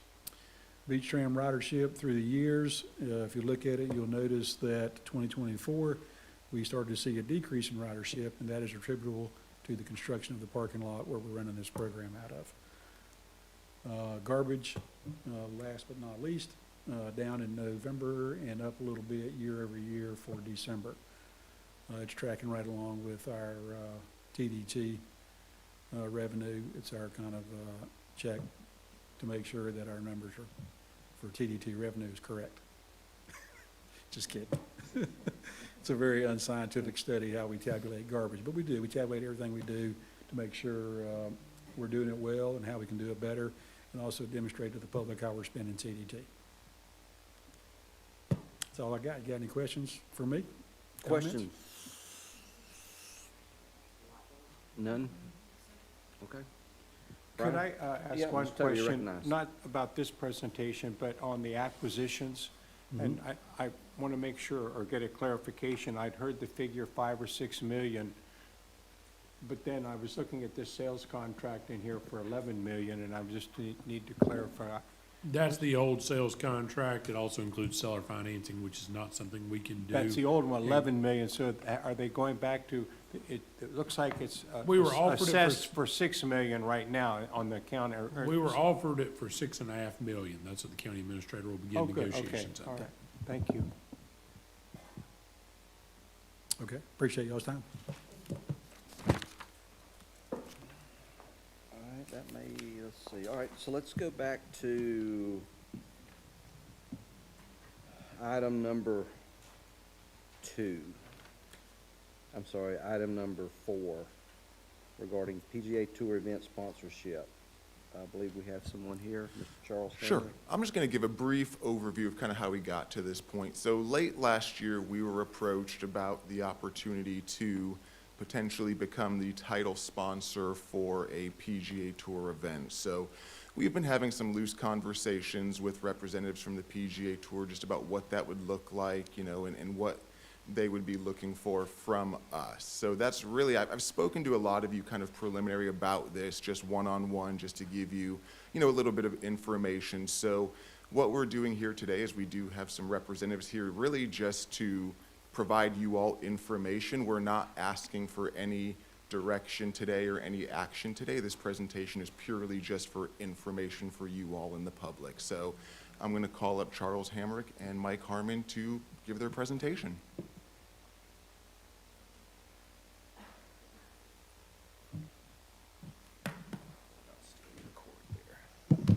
Are you Mr. Hamrick? I am Mr. Hammond. Thank you. Thank you. You are recognized. We appreciate you being here. Perfect. Charles Hamrick with the PGA Tour, last name Hamrick. So really happy to be here, and thank you for your time, councilmen and women, Chair Drake. Looking forward to talking about this opportunity with you guys. There we go. So before I get started, I also want to recognize and thank the entire tourism staff, Kelly, Karen, Matt, Kate, who I think left us, but there's a lot of different people we've had conversations with. Our goal is to make sure we build something alongside your team, their team, that accomplishes the objectives of the committee here and the county of Walton as a whole. So we go through this, we touch on a few different things, and I'm happy to take questions as we go. Feel free to interrupt me if you have something that piques your interest or you want me to dive in a little bit more on. But we want to talk through objectives that we heard from the team. We believe we can accomplish with an event like this here in the marketplace. We'll talk about golf and tourism as a whole, what the PGA Tour looks like, what our audience looks like, and the type of audience that this would attract, the opportunity as a whole, and then open up for discussion as well at the very end of this. So when we think about the objectives of Walton County, ultimately we want to make sure we're driving interest in visitors to the area, both during a week of an event like this, but also year-round, right, from an opportunity to work with the PGA Tour and the branding that brings. It's a year-long platform, not just 1 week, and we'll talk through what that looks like as well. We want to give you a platform to showcase all of Walton County. This is not just where the event would take place, but it's going to be the entirety of Walton County, right? We can showcase using the assets that I'll go through in this presentation. Think of this as a white sheet of paper to use however the council, the tourism department feels necessary. Whether that's authentic Walton, South Walton, the working with keeping Walton County beautiful, right? There's a lot of different areas we can use and promote during an event like this. So it's a platform to use however we'd like to. So again, using it for all of Walton County. We want to provide unique experiences, not just for guests that might be coming in. We obviously want to bring people from outside the markets, drive-in markets and others. And then using it for guests that are here, right? The 31,000 homes that I heard earlier, right? Making sure that we're providing something for the community here to use and be proud of from a PGA Tour event. And then delivering economic impact and a community impact, right? This ultimately, with all this in, we want to make sure we're delivering that to this community at the end of the day. And that's something that the PGA Tour takes great pride in everywhere that we go, is that we make sure that we're giving back to the community. We want to be a part of your community year in and year out, and be something that you can look forward to, and that we're driving dollars back into the community at the end of the day. So when we talk about the PGA Tour as a whole, this community is very unique in that you've hosted a couple of different golf events that are on this screen, from the Corn Ferry Tour in 2021 to a PGA Tour Champions event, which was formerly known as the Senior Tour. In 2006 and 2007 it was known as the Boeing, right, back then. So there's been golf events that have come through this area in the past. We've seen great success. Have individuals in the room that were involved there in 2006 and 7 with that one, as well as the event in 2021. So a lot of public interest around those events, in market, out of market, fairly significant drivers. But finding a way to bring the PGA Tour and the media attention that brings, and the media exposure that brings alongside of it, including the bodies here in market, would be significant. So we're excited about that opportunity to try and find a way to bring the PGA Tour to this market. So when we talk about the tour and the audience that we deliver, again, understanding what the audience that you're looking for, and I believe you guys have this packet so we can talk through these and you can look through these afterwards as well, but the affluent, high net worth individual, the C-suite individual, I hear Ms. Parks talk about the group sales and trying to find meeting planners or wedding planners coming in, right? Those people that are making travel arrangements. We also have the traveler, right? The 6+ travels a year. They own vacation and weekend homes, so people that stay in one location and travel into it multiple times a year. So I feel like we try and hit as many, when I think of what the audience of the PGA Tour looks like, it does attract an individual that you would also be looking for from Walton County. You guys are not a normal beach community, right? You're a high net worth beach community that I think drives a significant tourism entity, a tourism traveler into the marketplace, and we match that fairly well. Golf as a whole, from a tourism perspective, is a significant driver of tourism, right? I'm excited about the opportunity to tie golf into any marketing strategy from Walton County, and continue to use and dip into some of these numbers you see here of driving those dollars. These are nationwide numbers, right? But taking advantage of some of these dollars. We know golfers travel. I'm a golfer myself. And golf trips and bringing people into town. If you have golf courses, we will have golf courses. We will come, I promise. So it's definitely an industry that I want to make sure that you guys are taking advantage of, and I believe a PGA Tour event would do that, just from the attention that it brings to the golf audience as a whole. If there's no questions on the audience or tour piece, I can jump into the opportunity itself. And again, we spent a lot of time with the tourism department to understand kind of those objectives and what a partnership would look like.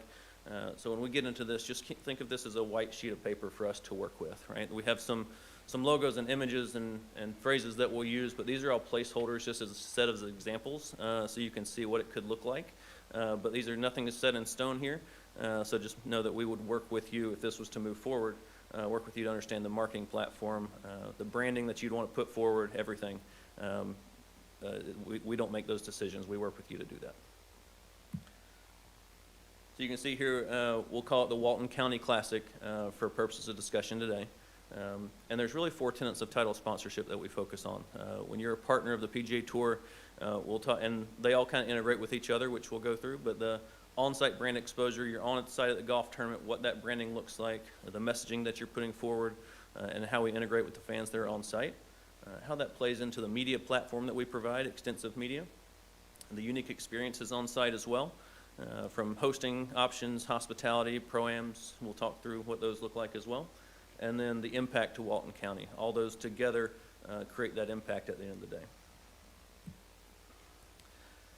So we talk about the on-site brand exposure. Again, think very flexible. These assets are utilized across all of Walton County, right? We want to make sure that we're providing that input. You know, when someone walks on site at a PGA Tour event, we don't want it to look like a PGA Tour event. We want it to look like a Walton County event. We want the messaging to be able to showcase however you want to message it. And we would work with you to figure that. Mike Harmon sits in the room here.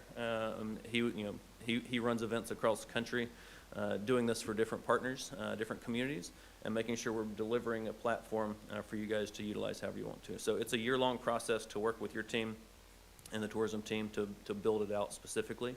And it can change each year, right? It's what the focus is each and every year could look a little bit different. And we're very, from a branding perspective, you can see how the logo is very clean on these opportunities. We make sure not to muddy it up with other corporate logos when you think of like camera-facing entities. And that's very strategic, right? We talked about different things, but it's strategic to make sure if you look at other sports events, if you're watching an NBA game or Major League Baseball, you see a lot of corporate entities on the foul poles or back walls or, you know, courtside seats, stuff like that. The PGA Tour is very careful to protect the title sponsor branding. The only other brand you're going to see in broadcast, you can see it here, is the FedEx from FedEx Cup, which are a season-long sponsor. So other than that, we have 2 camera-facing brands.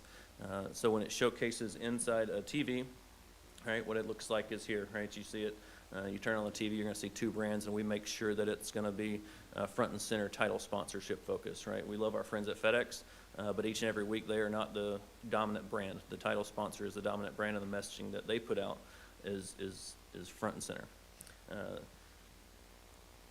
There's a lot of different things, and I have some examples that our team put together so you can see how this comes to life, which I'll play here in just a second. And they will run through what some of these are, right? Tune-in promotions, branded leaderboards and billboards, verbal acknowledgments from announcers, an ad unit package, earned media that comes through, and digital and social integration. So the media value is attributed to all of those kind of combined. But we do have a couple videos that I just want to run through our team, just so you can see how it comes to life, because we feel like it's a little bit easier to see and feel that way. So I'll play those now.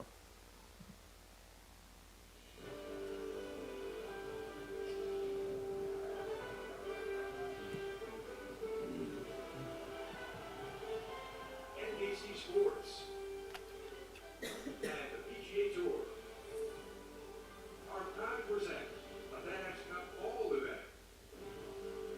Today it's live coverage of the Walton County Classic. It's a gorgeous fall day in Walton County,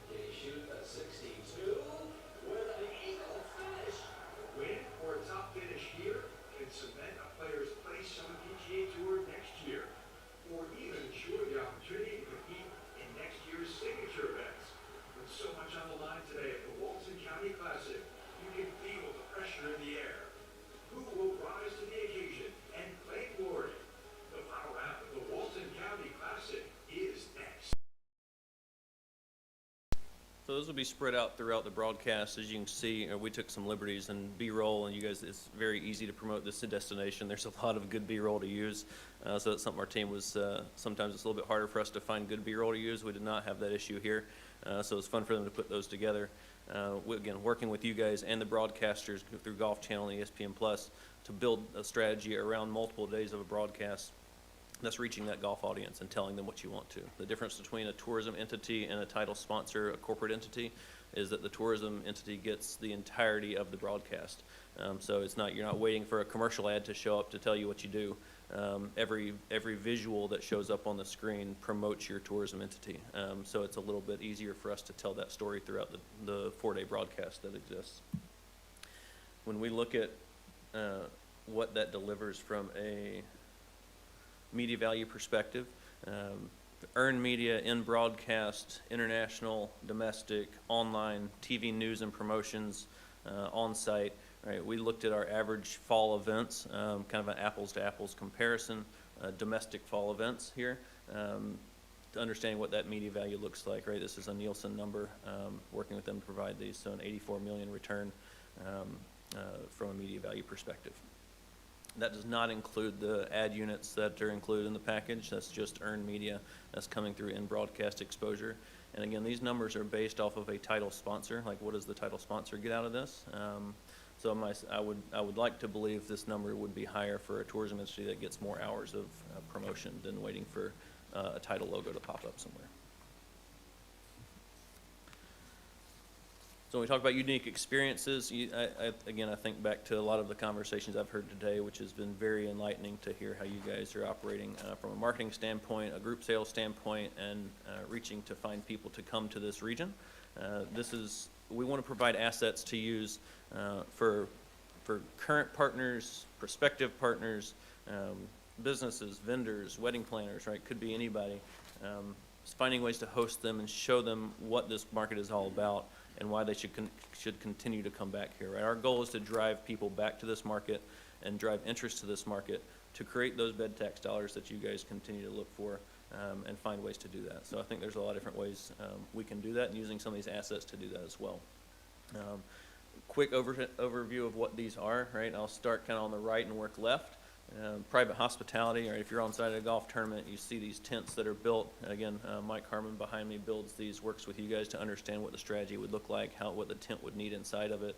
It's a private space for you guys to host prospective clients and partners or whoever you'd like to. The pro-am playing positions, there's not a whole lot of opportunities in professional sports to play alongside a professional the day before a competition, and that's what this is. So you'd play 4 players and a professional play 18 holes of golf. It's an incredible experience. The image there in the middle has Tony Finau and these guys playing alongside him. So it's one of those experiences you never forget, and if you put an individual on a golf course for 4 hours, you're going to get 4 hours of time with another person. And there's not many times you can get 4 hours of time with anybody these days, but you get a lot of yeses when you offer this up to people. So this is a great use. If you're not a golfer, we created another opportunity. We started to get a couple no's from people that said, I don't want to play in the Pro-Am, I'm not a golfer. We still have something for you, right? So the honorary observer position was born out of that mentality. And you can see the individual standing behind the golfer there. These are our version of courtside seats. So if you think front and center, that you're walking inside the ropes alongside a golfer with another individual. So these are 2 people at a time. So you and a guest, you and a VIP client walking for, again, 4 hours at a time, watching some of the best players in the world, interacting with each other, interacting with the fans around you, right? It's a very unique experience. And again, giving you that extreme time with a partner to close a deal, to give interest, in your county, right, with a giant event and seeing all these people coming to the county. When we look at the tournament week as a whole, all those kind of come into it. Our goal in tournament week, it's not just Thursday to Sunday, right? That's when the tournament happens. Our goal is not to waste a day, right? There's so many things that happen before the tournament actually tees off on Thursday that we want to take advantage of. And so we build that out with you, right? We understand what's important to you. And we have a few examples here, understanding what's happening with your sustainability efforts, right? We could incorporate that. The PGA Tour has a giant presence in that as well. The timing of this discussion is interesting because this week at the WM Phoenix Open, that's a giant pressure point of theirs as well. So you could see how they're using their golf tournament to talk about sustainability as well. So hosting a sustainability conference early in the week, doing a volunteer beach cleanup early in the week. Before the tournament kicks off, I like to say our players, our professionals, are our biggest asset. They say yes to what we need them to do, so inviting them to different places to do a beach cleanup, having them and their wives come out to do a beach cleanup or interact with a client that you might have in town. If you know they're a golfer and they want to meet and greet another person, let's do a putting clinic early in the week with them, right? Kids clinics, bringing kids out to the golf course, hospital visits. There's so many different things we have our guys do throughout the week before they tee it up on Thursday, and we definitely want to take advantage of that. And then Thursday happens, and I said this earlier, we don't want to waste a day, right? We want to make sure this tournament reflects what Walton County is all about. So whether that's food trucks that are local going out and being part of the vendors that are out there, or local hotels or restaurants showcasing what they do, this is a platform that we would want to make sure we provide that opportunity to people here and make it feel like Walton County when you're on site. We have the Players Championship just down I-10 in Jacksonville, and it has a very good Northeast Florida feel. I'd invite any of you to come and see that as well, and how they integrate the community of Northeast Florida into it. But there's a lot of different ways you can do that, and a lot of the ideas that we came up with here. I like to say I just steal good ideas from other tournaments who have done them very successfully, but we see a lot of tournaments and have a good playbook of how to incorporate a brand such as a county or tourism entity. We also have Monday on here as a follow-up, just a unique idea to host a golf outing the day after on the golf course. So again, using the full week. And then the impact, this is what I want to get into real quick, just to understand what the financial structure of a golf tournament looks like, right? There's revenue coming in from a couple different areas, just so you're aware. It's not all title sponsorship driven. Mike and his team will drive local sponsors and tournament revenue as well. So he'll be in the community and the surrounding communities getting dollars from them, hospitality, tickets, signage, stuff like that. In addition to that, we have the title sponsorship that we're talking about today, and the PGA Tour also puts an investment in each purse and partnership. So we all have a vested interest in the success of these events, and not one person is putting in the dollars for it. And then coming out of that, after all the expenses are paid, purses paid, we make sure to deliver those to the local charities. There's a minimum each year that goes to charities in the local community that we would work with you to understand who you want to focus on. That's up to you guys as well. And then the economic impact that it delivers afterwards. This is just an example of how that could play out in the broadcast as well. Walton County is taking steps to protect its stunning natural landscapes that keep visitors coming back every year. And earlier this week, Walton County Classic volunteers did their part to help maintain the Emerald Coast with a beach preservation day, making a positive impact through beautification, waste reduction, and recycling. And we'll be right back. So again, integrating everything back into the broadcast where we know those eyeballs are going to be looking. We talked a little bit about how you could integrate charity and how we're built for it and giving back to the community. So we'd make sure to, again, build the week around things like that to showcase all the good things that you guys are doing to keep your beaches beautiful and area beautiful. And then this is, I want to get into this a little bit, it takes a village to put a golf tournament on. This is a baseline of where you think players, caddies, staff that help put on the golf tournament. This is the week of. This is not counting one single fan yet, right? So this is just the people that are coming to play and put the golf tournament together during that week. We'll have vendors in weeks before. That's not accounted for in here either. But what it takes during the week, this is a good baseline. But I want to move on because we have an example from another property, Myrtle Beach, right? This is their first year of event. So an example of an economic impact that they put together following their event. Understand those two markets are very different. The person that Myrtle Beach is trying to track is very different than who you're trying to track, and I would argue it's our target audience is a lot more aligned with what you guys are trying to attract than Myrtle Beach, so we recognize that. But them putting, the concept of a tourism entity putting a golf tournament together and driving some of these dollars. An important point here that was pointed out to me yesterday is note that all of these rooms are going to be paid for, right? We are not asking for comp rooms from organizations to come here. Everybody that comes, the players pay their own way to show up. If you're a player and you pay your way in and you miss the cut and you don't make $1, you've technically lost money for the week, because you had to pay your own expenses all around. So, Mike pays for, the tournament team would pay for food and beverage on the golf course during the day, and then at dinner time, they would go out into the community and eat dinner wherever they'd like to. So the economic impact continues to be driven by the people that are here, not just the players and families and staff, but fans that are coming in from different regions as well. So that's the impact it makes, and then the title sponsorship, term and investment, right? We know that this is an impact to the community. We want to be here for a long time. The initial ask is for a 5-year investment. We'd love to be here for the next 50 years, right? Because we believe the value will continue to be driven, and the return on investment is significant enough. You've seen some of those numbers going through there, and the investment it takes to get some of that return from just media value itself. Would prove some of that, but the assets that come alongside of it and the platform that you've built and aligning yourself with a brand and the equity from the PGA Tour. We're somewhat strategic on how we choose partners to work with, and you guys are a perfect entity for us. Where you sit in the state, as a resident Floridian as well, the PGA Tour obviously wants to make sure we take care of our state as well. So we have an invested interest there, but you guys have been a good partner for us over the years and different tournaments that we've brought to the area, so I want to try and continue that here. And that's all I have. I'm open to discussion or questions from the council. Well, that's a lot. It is, it is a lot. And I apologize for the expediency of going through it, but I wanted to respect the time that I had here, and I'm happy to answer, again, anything else. Okay, Mr. Lacasse, Sandestin, probably have a real interest in this, maybe not. Yeah, certainly, we would have a real interest in seeing this come. I think when you're talking generational customers, this is in line with our strategies of sales and deployment to bring generational customers to the area that will consistently come and bring others with them. From our perspective, just looking at this quickly here is, it focuses on the people we are trying to drive. Certainly goes in line with what I would want to spend my money with. Mr. Taylor, do you see any value? Yes, I do.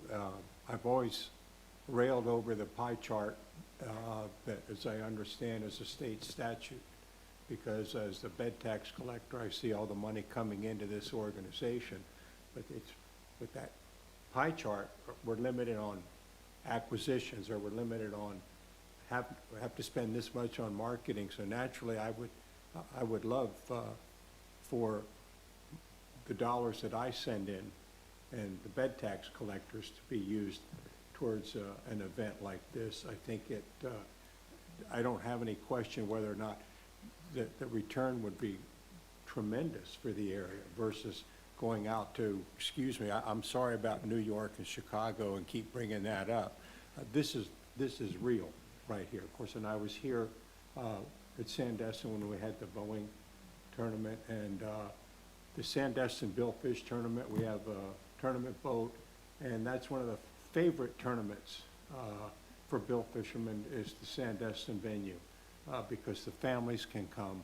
And I'm not sure, I guess this is a fall time frame is what you're talking about. That's correct, and I apologize, I did not mention that earlier. This would be in the September-October time frame in association with all of our other fall events. Well, we've discovered in tourism with schools now, there's so many fall breaks that September and October have just been wonderful months for tourism.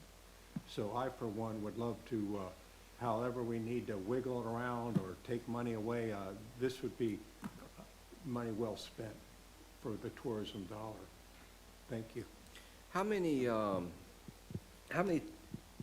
tournaments are in the tour in a year's time, PGA sanctioned events? How many of those exist? I'm going to take a rough guess at this because there's a few, and there's probably around 40, 45. Is and somebody that's just PGA Tour. So that's my question. Is somebody losing a slot? So and there's an open. Great question. Las Vegas Shriners is off the schedule moving forward, and we had a space anyway. But our goal would be to find a replacement for them as well. So why It do doesn't necessarily have to be in that date spot either. I'm curious why Vegas would give that up. I mean, I guess that, Yep. I guess when you think about Las Vegas, you don't necessarily think about golf. It's kind of like an add-on. You go there for, you know, Yes, sir. the resort and whatnot and experience, and then, you know, maybe play golf. So the community of Las Vegas would have never given it up.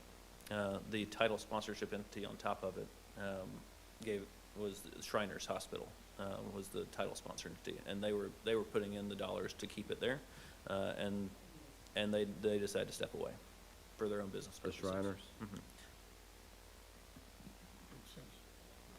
Yeah, Ms. Edwards, you're recognized. So, funny enough, I'm actually missing a staff meeting. I have a vacation rental company in the Pebble Beach area, and very so good. we are actually, the staff is reviewing our numbers right now to see how this last weekend was for us. We actually internally start marketing it a year in advance, and do our own sponsorships where we provide shuttles from guests of our homes or from others, and marketing materials. So I very much see the value, and we have US Open coming, and we're already strategizing that marketing for our business. Some of my questions would go back to the local sponsors structure and kind of a breakdown of what that looks like. So other sponsorship opportunities for people in the community or outside businesses to draw attention to this, for potential follow-up and not necessarily here today. And, you know, because I'm a little naive on the golf structure, but at what point in time would we know what television would be covering some of this? And when do those negotiations go out? Because that's obviously a big. Sure. We know that now, right? It'd be on Golf Channel, Okay. 4 days live coverage, including ESPN Plus from a digital perspective, right? Simulcast coverage, including some coverage that's outside of the window of the broadcast. So those are our two partners. We negotiate those years in advance, and those would be continuing on. And again, probably a naive question for the others that are golfers. When do you know who exactly would be in the tournament, and when would that be released to the general public to build excitement? Yep, that's a great question. And trust me, Mike lives this every single day, trying to promote golf tournaments and who's going to be in the field. We have a general idea of the types of people that would be there, but that would come out somewhere in the middle. You'd start to get a better idea of it somewhere mid through the season. Our goal is to promote it. The best golfers in the world are going to be here. They're driving to make a name for themselves towards the end of the year, right? It's a very, you saw some of those videos, it's a very intense time of year for golfers to, you know, they need to play because they need to make enough points and dollars to make it onto the season next year. So they have a vested interest to play in the fall versus maybe something in the middle of the year, I could take a week off here. When those guys that need to make their points towards the end of the season are going to be there. So we can give examples of the types of people that would be there from years past. And the best way I can explain it is you see players that have been there before, and then the next year they might be higher up on the PGA Tour, right? So it's names that might be here one year, and then you see them use like a Scotty Scheffler name or someone else that would have played here. Now he's one of the best players in the world, and he's so you see his name all over the place. So there's to answer your question directly is we'd stay close with you to know who you can promote, who not to promote, and somewhere in the middle of the year probably to promote it. But. Okay, and in terms of timeline, when do you typically make that agreement and then start really looking at marketing for the event? Yeah, the ideal scenario for us is at least a year out to know. We were originally talking about a 2025 event to do that, and we made the decision with the tourism team, which I 100% agree was the right decision, is we want to do this correctly, not fast. If we're going to put it on the ground, we're going to take the time to do it correctly so we have the lead-in time. If you ask me from a sales perspective, I'd like to give Mike more than a year out. Give him you use that year mark as kind of an announcement point. Hey, we're going to have a party around a year out to talk about this event that's going to be here next year. Then he can get in the community and start selling some of those things and getting engagement from all the different entities that he needs to. So ideally a few, let's call it 14, 15 months out from my perspective, but realistically at least a year out. Okay, thank you. Of course, thank you. Good questions. And to follow up on one more I'm sorry, I Ms. just have a Edwards. question for the attorney. Clay, are we allowed to extend or no? A window or a hard cutoff time? No, we're certainly fine on time for the board meeting. Okay. The next meeting you have is a workshop starting at noon, and if you don't start that on time, that's your choice. Okay. It's your All right. meeting. Good. Perfect. And we'll follow up with the information from local sales for you as well. And that'll likely come from Mike and his team to understand kind of some of those examples. Anyone else? Mr. Moffitt? Knowing what you know about our destination, what would you say in terms of existing tour events? Which tour events are most similar? I know you mentioned the Myrtle Beach Classic. Are there others as well? Yeah, so we've got 5 different entities across our the PGA Tour schedule that are tourism focused. Mike, tell me if I missed any here. Black Desert in Utah, Myrtle Beach, which we mentioned, Puerto Rico, Bermuda. Did I miss one? Dominican, yep, Punta Cana. So there are other entities that are doing this and have done it for multiple years. You know, Myrtle Beach is the newest of those, along with Black Desert and Utah. Both have started last year. But those are the ones that are closest to you. But every community is getting a benefit from it, from whatever tournaments, whether it's a corporate title or a tourism entity. Gotcha. You mentioned there was an economic impact study that was done for Myrtle Beach. Is For that Myrtle- something that y'all commissioned, or? They commissioned it on their own, and we're happy to share that with you following this as well. Yeah, if we have access to that or any of the other no- ones would be fantastic. No question. We'll send that along following this. You saw some of the numbers from it on the slide. There was just a few that we pulled out from that report directly. So I'll send you the full report, press release that they sent out. That'd be great. Thank you. Of course. Does PGA choose the physical location? Do they name the course, or how does that get decided? Yeah, so we have an agronomy team, a competitions team, and then working with the community itself, right? What's important to you guys is a big piece of that. It needs to fit our competition strategy, right? Making sure that it's competitive to the players and the agronomy works for it. The reason we were comfortable having this conversation is because we know we've played here in the past at different tour levels, including the Corn Ferry Tour and Champions. So we were open to starting the conversation knowing that we had some options here historically. So if this was to move forward, the next step would be to bring in our competitions and agronomy team just to make sure that everything is settled and communicating with you guys to understand what makes the most sense from your perspective as well. Any additional questions? I have, well, yes. Sure. If it went forward, of course, I'm thinking about Sandestin Resort and the Hilton. If this organization, they're huge bed tax collectors, they would probably not want to see an event end up at a golf course where there's no housing around it, nothing around it. I think probably if I was Sandestin or the Hilton, I would be recommending, if the tourist, is it going to be, would the resort be able to host it? Well, we know they'd be able with all of the accommodations and the golf courses and things like that versus putting it out on just a freestanding golf course where that was just my thoughts. I would think we would need to know if Sandestin Resort and the Hilton were working with the PGA, and if the PGA said, no, we just soon go out to Camp Creek, well, then I don't know that I'd be a big fan. Not that it's not a lovely golf course, but I probably wouldn't want to commit $5 million or $6 million unless I knew it was going to some of our really big bed tax collectors that are in this room. I couldn't agree more. We want to make sure that it makes sense for what you guys are trying to accomplish. And look, you think of some of those numbers I put up of the players and families that are coming as well, they would agree with me there as well, right? We want to put it somewhere where they can stay close by, be at the golf tournament quickly, and take advantage of it, right? From fans that are coming in from outside the area, we want to make it as easy for them to enjoy it as well. So again, I know enough about the general area. You guys know a lot about it, and I would tell you we'd lean on you guys to understand what makes the most sense. Sandestin is obviously a beautiful property, and the golf course there is where we've played in the past. So we're happy to have conversations with them, and we've been in discussion with them just to make sure that that's a feasible option, but it's not a foregone conclusion of where the golf tournament would stand. Right? This is the first discussion we want to make sure we had before anything else was finalized. And you're making another presentation at another point, right, at the next meeting, I think? I'm happy to, go ahead, man. Yes, sir. So our intention would be to come back at another meeting for a formal recommendation to move this forward. Yes, sir. So this is kind of a, you know, lay it out there, let us think about it, and that gives us a little time to do some homework.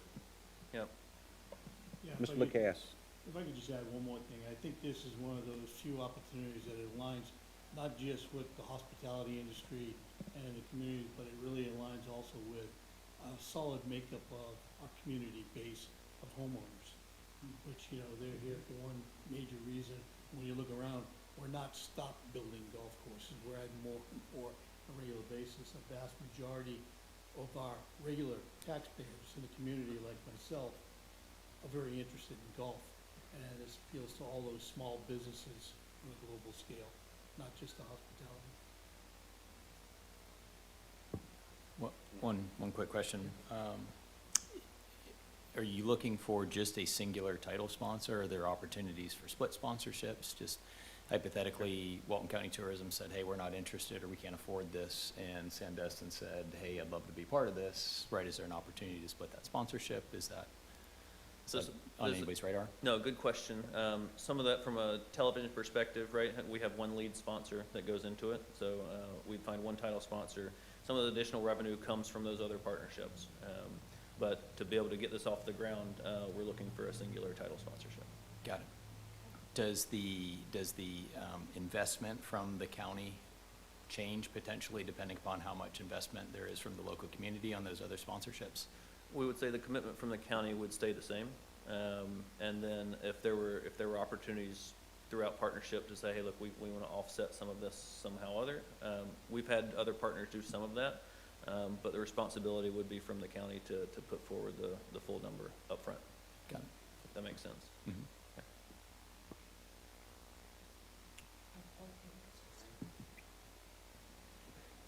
Ms. Coble-Wise?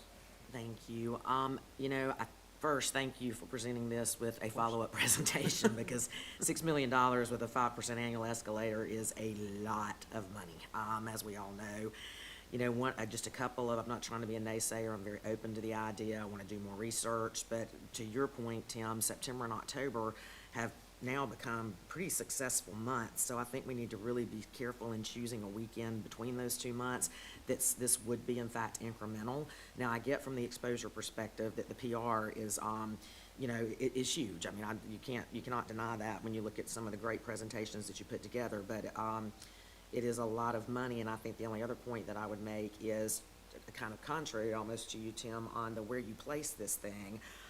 Sandestin's great, and I think that's probably going to be the logical place, but you'll see less of an impact to the homes on 30A as far as the guests staying here, just from being at the Boeing Championship and the other things. I mean, I was at Sandestin working there at the time of the Boeing Championship, but, and we have to look at tourism globally, and I'm not saying that's a negative at all, but we do have to look at the fact of there are a lot of big bed tax collectors out on 30A as well, so. I'm not looking to make a dime. We have 550 vacation rental properties that our company manages. But I am looking at the $60 million that comes into this organization, and guess what? The budget, they're gonna spend $60 million. It's not like they're doing a budget like, what kind of return are we gonna get on something? So being able to know out of that $60 million that if we can grab $6 million to go, whether it goes all to Sandestin, great. Or the Hilton, great. It's just, it keeps $6 million going into tourism and golf here versus that $6 million is gonna get spent by this organization. They're gonna spend the $60 million. They do every year. We don't get a chance to look at the budget. We can't redline the budget. We can't decide what's good, what's bad. We just sit here. So grabbing $6 million and then this organization trying to figure out how to massage the budget, go, whoops, minus $6 million, maybe less trips going, or let's try to building up emerging markets and spend the $6 million on this market. But I'm not looking for a dollar from it. Well, I think as responsible tourism operators and bed tax collectors, we need to be looking for a return on a $6 million investment. And I think the return is likely there. I was simply making some counterpoints. I also, though, we do have a workshop coming up at noon to talk about the role of this board, and I don't totally agree. I understand how it's spent, Tim, but we have got to know what the budget is. We've got to know what they're spending, and that's a whole different topic and will be addressed at the, I think, noon meeting. We're not allowed to any input on the budget? The budget's done. Whatever comes into this organization is spent every year on something. And this would be a good something as opposed to who knows what. So my question then is between now and our next meeting, which is in 2 months, what is our next steps? And do we have the opportunity to pull together our own questions as it relates to that economic impact study? I thank you for being able to provide me the other sponsorships, because I would like to see how high those levels are, because it may outreach this area and we'd have to bring others in, and what does that look like? I mean, other companies. But I think there's just some overall questions, and I think we probably need to provide some direction as to what you're presenting in the next, but then but the follow-up is, are we making a decision at that point? You know, are we presented some type of contract that could be negotiable? What are the following steps to get there? Thank you, Matt. Touch on that. Yeah, so next steps, we would ideally bring this back at the April meeting for TDC recommendation to move it forward to the Board of County Commissioners. That's kind of how this process works. We ask you all for your input, then to make a recommendation, whether up or down, and then that recommendation goes to the Board of County Commissioners for their final approval. And I understand that, but would we be presented a contract to review during that point in time that we could then, because we can't speak outside of this, Right. so to line out exactly what we would be recommending point forward and potential negotiation, is that? I probably should defer to legal for questions on a Well, contract. I think that falls to the PGA and when they're ready to present those documents. Mm-hmm. Obviously, we're a public entity. They understand submitting to us, everything becomes public. We have, Right. certain limitations they may want to be careful about there, but if they're willing to provide us a contract and that's what this council wants to see, or the actual contractual documents that be being recommended or not to the BCC, within 2 months' time, I see no reason why we could not have those if they're willing to provide them. I would strongly ask and request that, to have the time to review that, and so that we don't have something in a short amount of time and then present it as a yes or no. And I think that we have a pretty good understanding of bed tax collectors, but also what's available accommodations and during that time frame. So I'd like the extra time to review if you have that availability. Yeah, so our process typically is, which we're right on track to do, would be following a presentation like this. Brent comes to life. Generally, the idea is, hey, we'd like to learn more, continue to understand what some of those details are, right? A lot of this that I presented today was somewhat high level. We want to provide you a document, we call it a proposal, right? It's a step before a contract itself, but it's a little bit more, I call it, no offense, but a little less legalese, right? To make sure that it's everything that would be in the contract.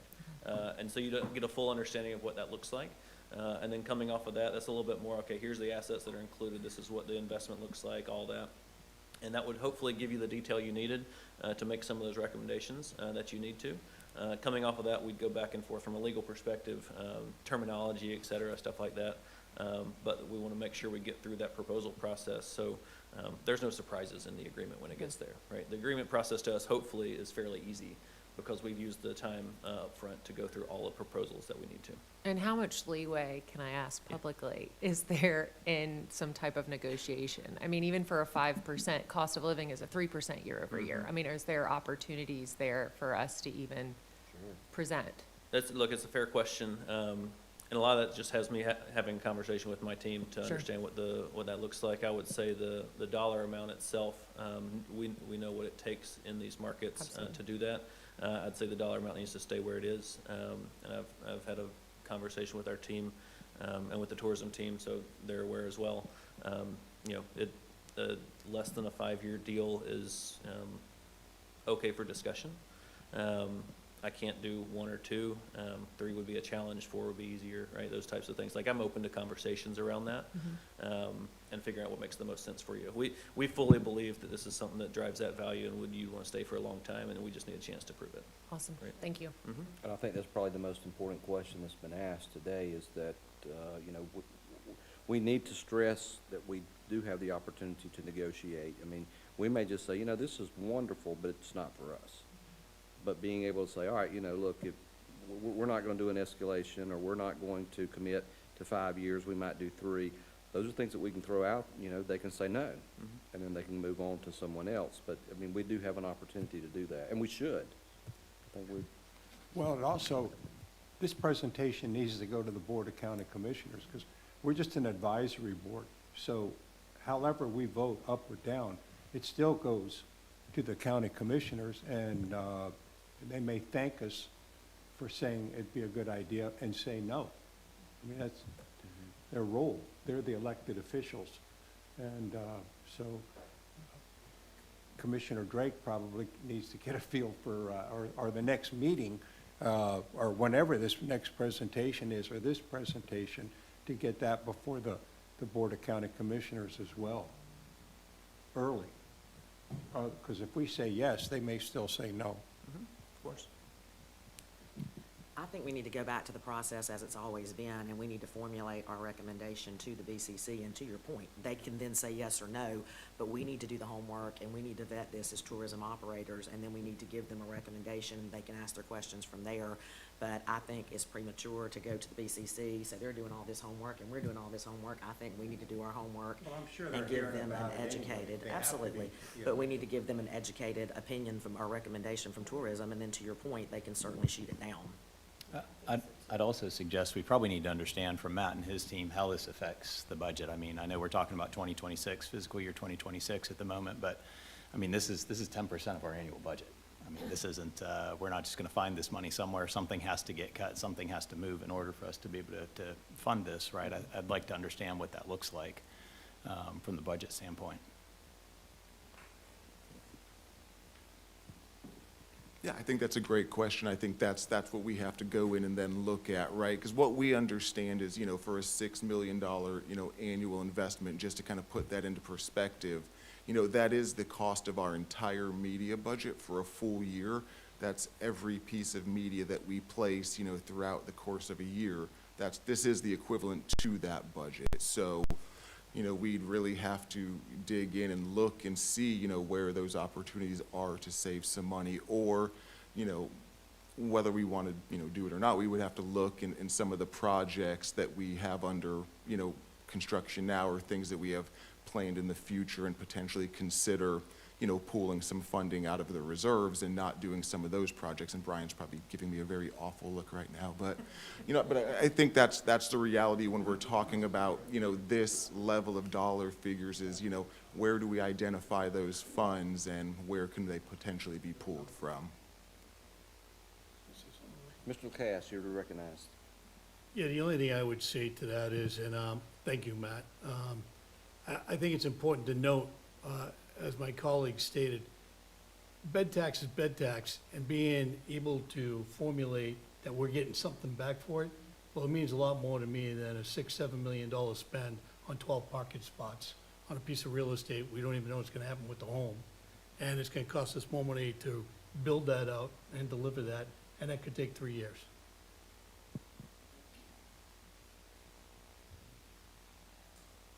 Okay. Thank you. I think it's been very productive. It's good. I Good am first at your cast. disposal for anything that you guys need between now and the next meeting. Please don't hesitate.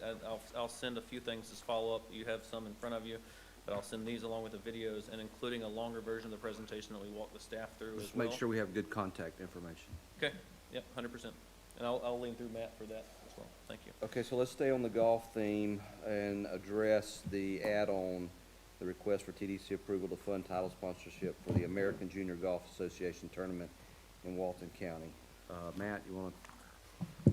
Yes, sir. address that? So this kind of all materialized really middle of last week, late last week, when we were approached with the ask to essentially sponsor a tournament that's going to be held at the Santa Rosa Beach Golf Club. They're going to hold this tournament May 27th through 30th, and this is through the American Junior Golf Association.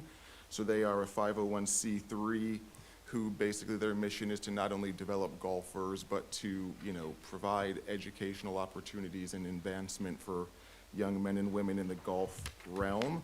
So what they would be looking to do is, you know, ask us for basically a $50,000 sponsorship to be the title sponsor for that particular event. It would essentially bring in 78 players and parents, and what they'd be looking for is about 300 room nights for that particular tournament. So what we're here before to, ask you all is just for some conversation, discussion about this. If it's something that you all, think we should go ahead and fund, we do have funds available in the existing budget. Karen actually had $10,000 allocated for a golf tournament in the current budget that's not happening.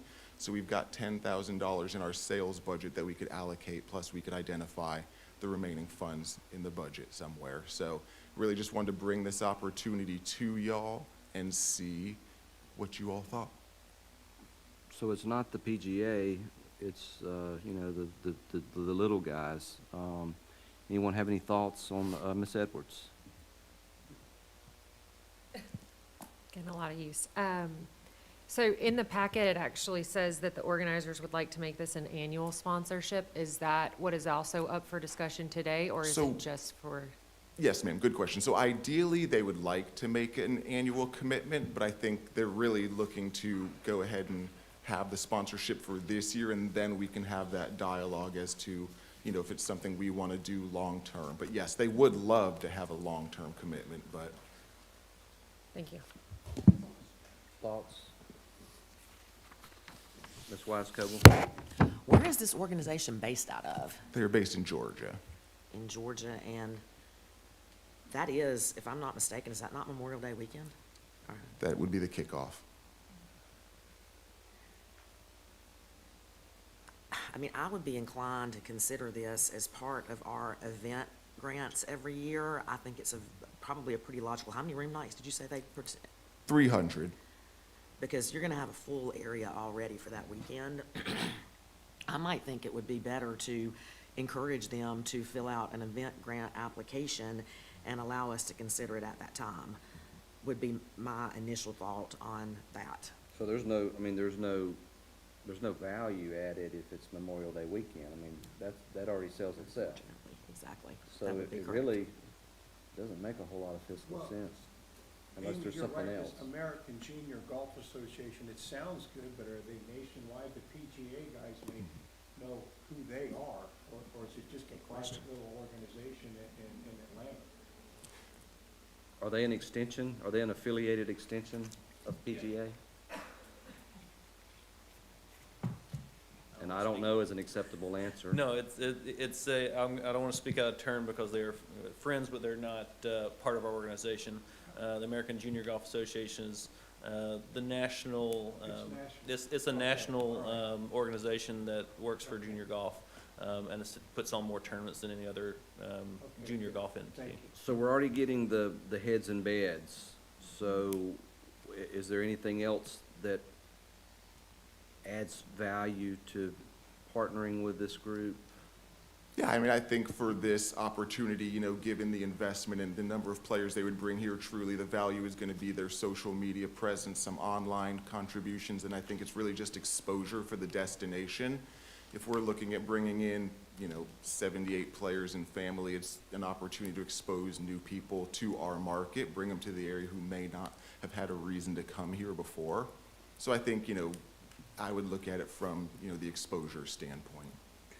Touching on Councilwoman Coble-Wise's point, when Matt presented this to me, we looked at that. Obviously, they're requesting to do it starting in 2025. We cannot do one of the event sponsorships for 2025 because that happened last year.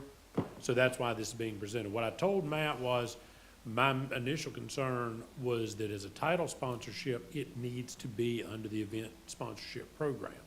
So in talking through that, he said, well, one, it's already too late for it. So if they want to do it in future years, they need to open up that application and fill it out for the one that starts tomorrow, like Kelly said. Now, that's going to absolutely be true moving forward. For this year, the issue was we already have $10,000 budgeted for a golf tournament that is not happening. The funds are available if the board wished to approve it. That's why it's coming to you. Otherwise, it would go through the standard event sponsorship protocols and be evaluated and scored with everywhere else. So that's why it's being presented out of cycle in this situation, is it is basically a replacement event approach. So is it an option to do a $10,000 sponsorship with the available monies and rather than the 50 this year and then have them reapply? I think we can most certainly ask them. I believe in. He'll say yes. Well, Karen will correct me if I'm wrong. How much is available, how much money is available right now for the tournament there? Oh, 10. Yeah, so Karen and I asked the question if they would be willing to look at a dollar figure lower than $50,000, and Karen will correct me if I'm wrong, and I think it was 35,000 was basically the minimum that they would need on their end. Are they gonna do it anyways? That's what I was gonna ask. I think so, yes, sir. Do it here anyways? Yes. So they're just trying to find the sponsorship. Of course they'll come and families will come. Right.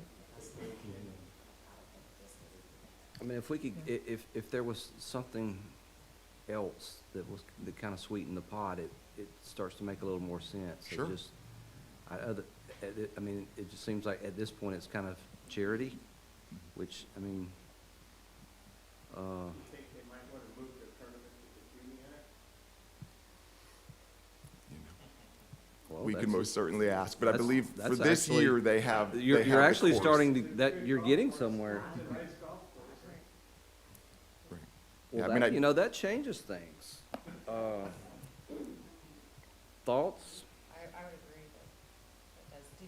Were you saying no? That there's already a contract for Santa Rosa? So my understanding is they've already booked Santa Rosa Beach Golf Club to host the event.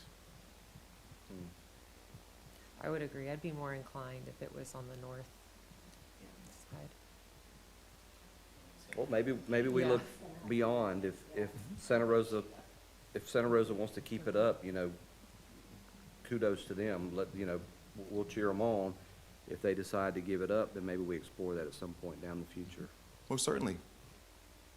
Yeah, I'm happy to take back any So it doesn't direction you all would appear like me to. that there seems to be interest. I don't know. Anyone tell me differently?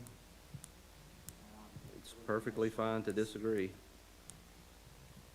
Okay, so I don't think there's any action at this Yeah, point. most certainly, I will communicate that with the individuals.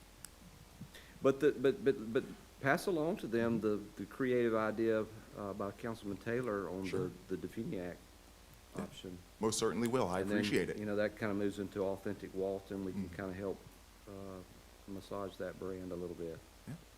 Most certainly. I appreciate the opportunity. Thank you. And then lastly, we have an update on the baby bear. Paper bear, baby bear, gummy bear. Thank you.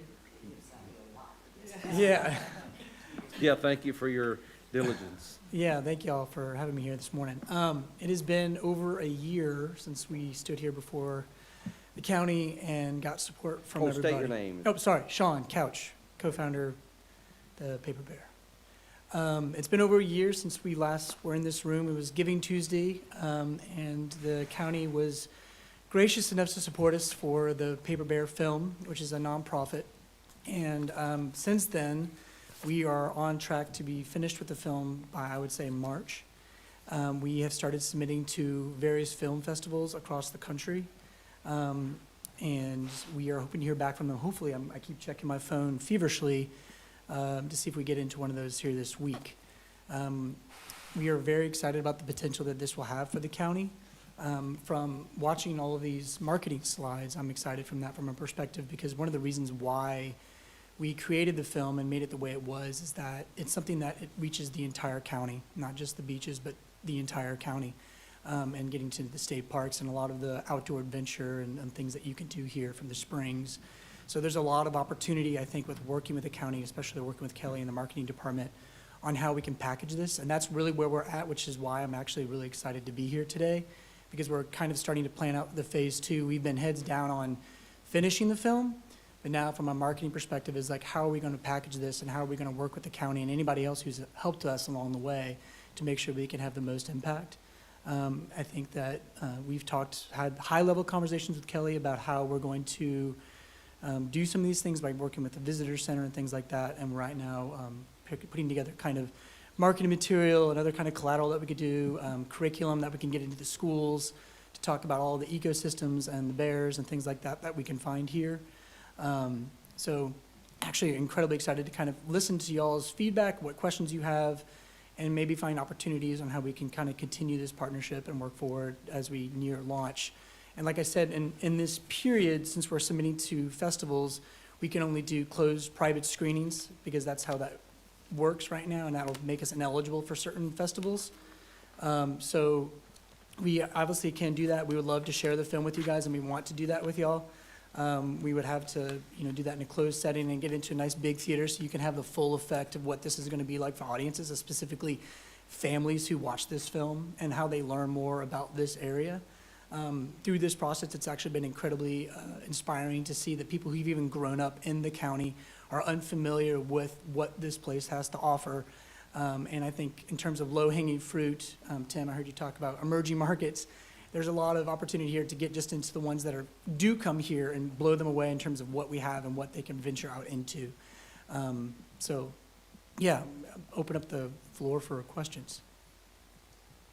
So, $400,000 has already been spent. Correct. What have we recognized at this point? Like, what enrichment have we seen at this point that benefits tourism in Walton County? Absolutely. So the $400,000 went specifically to complete the animation part of the film, which is, I would say, was one of the most critical components in terms of being a family-featured film. That's about 30 minutes of animation that went into that hand-drawn classic 2D animation. Are we mentioned in it? Yes, and that also got placement for Walton County in the beginning of the film. We had worked with the county to construct a beautiful vintage sign as the father and son are venturing into the state parks. It's right in the front, and then it's right at the end. So it's very predominantly clear that this film is based in Walton County, and it's something that I think we're all going to be very proud of to see. Is there any placed marketing, like in the movie, where it like mentions Eden State Park or anything like that? No, but visually, I think there are going to be plenty of places where people are going to recognize who do know the area, and if not, they'll want to know where it is, and they will know because of the placement of the county sign. And again, that goes to is not just. Has it been made? It's been completed? Sorry? Has the movie been finalized? We're finishing the film by March. So right now in the phase of completion we are. Animation is wrapping up their part, and we're into the sound team. So the last phase of the part is getting everything over to the sound team where they master it. They take the music and they put it into surround sound and all that thing, so it sounds great when you get into a theater. And that team is based out of New York, and we're just sending them all those assets now. I believe at the county commission meeting, there was all the discussion about the $400,000. Would there be any return to the organization? And there's not. It was the county commission, it was a grant. So this film got $400,000, but it's just a grant for them to spend. It was positioned as a media buy, essentially. And that's why I think it's really important that we work with the county, especially with the marketing department, to kind of establish the goals and kind of the ROI of what y'all would want to have out of that. And we'll do our best to do so. And I think a lot of that goes to, we've talked with working with the festivals that we go, that making sure that there are tables that are present that talk about the county, handing out certain material and where this film is based and how we can help supplement that. And the film is just really one piece of many. It's about an hour and 45 minutes. But we also want to start, in terms of phase 2, it's about getting curriculum done for school kids and also partnering with the county to get brochures over to them, coloring books and things like that, that are really going to help drive awareness to a lot of the other things that the county has to offer. What we were trying to get was a percentage on the $400,000. Can we get something back? And we're not. I'd like to say I voted in favor of the $400,000 for the Paper Bear project. I still support that decision. We can all agree to disagree. We will not see a return on the $400,000 until the movie is out in circulation. And so while you might be a bit behind on that, I still think we will see a return, but I'm going to say yet again, I still support that decision. Thank you. And I think we're at a really critical stage right now, standing here in front of y'all, is how we can start putting our brains together, because we've heard, watching the previous presentations, the amount of money that y'all have been asked to invest. I frankly think that $400,000 can see a tremendous amount of return for this county if we work together and continue to kind of think about marketing strategies, things that we can do to maximize the amount of value, because the film itself is fantastic, and I cannot wait for y'all to see it. And I think families are going to love it, and I think it's going to drive in a whole new group of audiences here and a level of appreciation, not just for people who live here, but the people who visit here. So again, we are completely wide open to working with this group and with the marketing department to kind of figure out what avenues we can take and what levers we can pull to make that work. I have a couple questions. Ms. Edwards, you're recognized. As it relates to the public parks that would be identifiable by locals, Mhm. so it's not just, I mean, there are actual places that currently we can go to, because I know one of the discussions early on was that you would have views of the environment, Right. nods to Walton County, but we didn't exactly have viewing for where black bears or what might be. So Right. the references that you have in place are actual places that the public can go to now? Right, the majority of the film, I think about 70% or so, was filmed in Walton County. So a lot of it visually, these are places you can see, and there's also a fine balance of not attracting people specifically to where they may find bears. I think we all know locally where you may find them, but from a safety perspective, that's Right. not publicly Right. made available, yes. Yeah, there were just many comments of that. I was, at that point in time, I was a concerned citizen, just Right. listening into your pitch Right. back in 2023. Right. My other thought is, as we talk about curriculums and programs, are we paying for the No. construction of that? Is that through your nonprofit? That's through our nonprofit. Okay. We are raising them funds for that independently. Okay.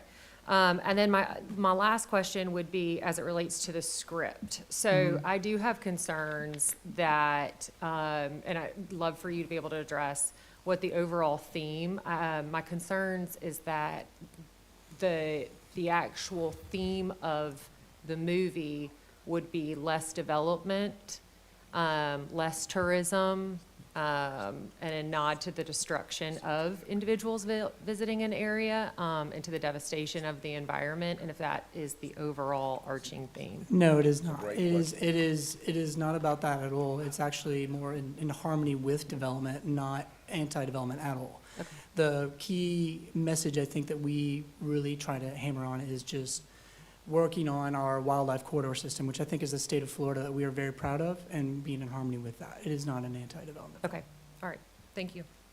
Did Nicosi Plantation partner in with? Yes, with we you worked guys? with Nicosi. A lot of the filming was done with Nicosi and working with Matt and their team.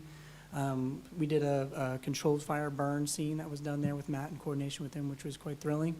And then as far down here to Point Washington State Park. Any additional questions? Well, Seeing none. thank you guys so much for your time. So I wanted to recognize one of our board members that decided to join us today, Mr. Curry, Commissioner Dan Curry. We appreciate you being here and your contributions. Anyone else have anything to add? If not, we will adjourn. With that, seeing no further business, Mr. Taylor moves we Public adjourn. comment, Mr. Chair. Oh, we have. Oh, yes. You called Hello, us right on everyone. time. You can start the clock whenever you want. I won't need more than 2 minutes. My name is Matt Tuckman, Tuchman. I am the regional manager for Visit Florida, the state's destination marketing organization. We work with Matt and his team all the time. They're an incredible DMO as far as all the others in the state are concerned. They do a top-level job. I'm just here today to present a few updates for you guys from our end of things that are directly involving Walton County so that you guys can be aware. Number one, we are opening back up the US 231 Welcome Center at the state line. That's something that's been shut down since pre-COVID, and then COVID drove the nail in the coffin. And we've been finally able to get some conversations going back with the DOT, and we will be hopefully opening up tentatively by summertime. So that's something that we can really look forward to, especially with 75% of your visitors coming from drive traffic. That's a huge opportunity. Number two, the Triumph program with the Deepwater Horizon grant that we received. The marketing has started this month. It is the Beachside's Adventurous Side is the theme for it, and I'll make sure I'm on the minutes next meeting to bring you guys some content so you can see what those campaigns look like. And they do stretch from Escambia to Wakulla County, all the coastal line counties that were impacted by the oil spill. So don't ask me why they still have money in their budget. I have no clue. But we got some, so we're spending it. And it's going to be multi-millions of dollars. It's a $10.5 million grant that we have also added millions of dollars to, that also each of the 8 individual counties have added dollars to. So it's a really great budget. And then number three, we do have partners. Some of you are partners of ours. Some of you need to be partners of ours. But for all of our partners in Walton County, we have 2 brand new partner benefits that are starting this calendar year. We've just launched a brand-new data dashboard, which is very incredible, coming from tourism economics, and it's something that's part of your partner benefits by working with us, and it's available to anyone in your organization as long as you're a partner. It's a great opportunity to see not just vacation, or not just hotel occupancies and ADRs and KPIs, but also short-term rental stuff, monthly executive summaries, workforce information and labor statistics, airline, airlift, airplane traffic, drive traffic information, and a bunch of other data. And then the other one is all of our welcome centers at the state lines, partners will be able to put their brochures and rack cards there for free. It's going to be a partner exclusive benefit starting this calendar year. So if you're a partner and you want to be in front of millions of drive traffic visitors, it's just another free benefit that we offer to our partners. So great opportunity there. So any questions, I'll take them now, but thank you very much. Any questions? All right, and again, I'll make sure I'm on the minutes Make next sure time. your name is stated for the record. Matt Tuchman, Tuchman. Can't say enough about our friends at Visit Florida. When our beaches were threatened with the BP oil spill and people were canceling their reservations and they were gonna just, take that summer off the books, our friends at Visit Florida came in and said, no, our beaches are open, they're fine, we're gonna do great. Helped us out there when hurricanes happen and, the worst happens and, you see all this bad stuff on TV. You guys are out there saying, but wait a minute, we still got some good. We still have a lot here that's open. Things are just business as usual, so you help us out there. Helene hit on Thursday, and we had our content team out on Saturday in Key West filming so that we can show people that we're open for business in most of the states. So, yeah. We love Visit Florida. Thank you. Thank you all very much. If there's no other business, well, we got another comment. Yes, sir. Come on. Kevin Rosa, Hilton Sandestin Beach, ROSA. I want to just say that we are fully committed to the PGA Tour. It would be a wonderful opportunity to expand those emerging markets. If you look at that map again, it's what, 3%, and then Florida was 5%. No one in the state of Florida, south of Orlando, knows we're here. You put that on Golf Channel and on ESPN Plus, people are going to see it. And I think it's a great event to hang our hat on. From a standpoint of the hotel and the lodging, I would only encourage trying to figure out that date right now because we're already selling into 26. So it's really important for us and the hospitality partners in the area to zero in on that. But I'll personally give my time on any kind of committee or any kind of program to support the event because I'm a golfer. I wore my Masters shirt today, even though it's not a PGA event. But it's a wonderful event. So anyways, just thought I'd say that one thing. Thank you, Mr. Taylor. Thank you. Anyone else? Anyone else? Going once, going twice, seeing no other business. Vice Chair Wise-Coble moves we rise, seconded by Mr. Taylor. Show that done without objection. We're adjourned. And y'all have 6 minutes before your workshop. So. All right.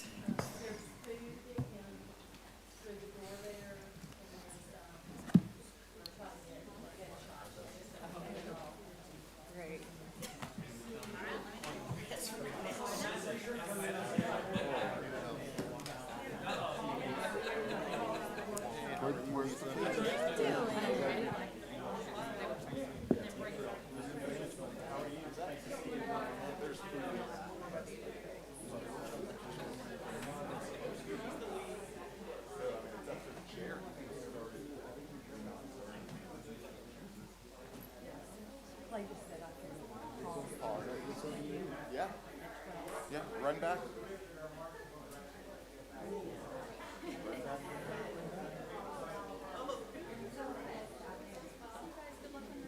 Yeah, thank you.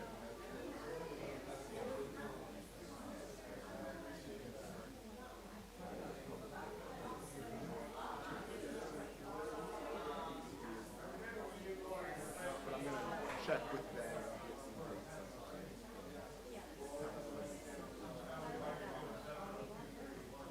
Right, exactly.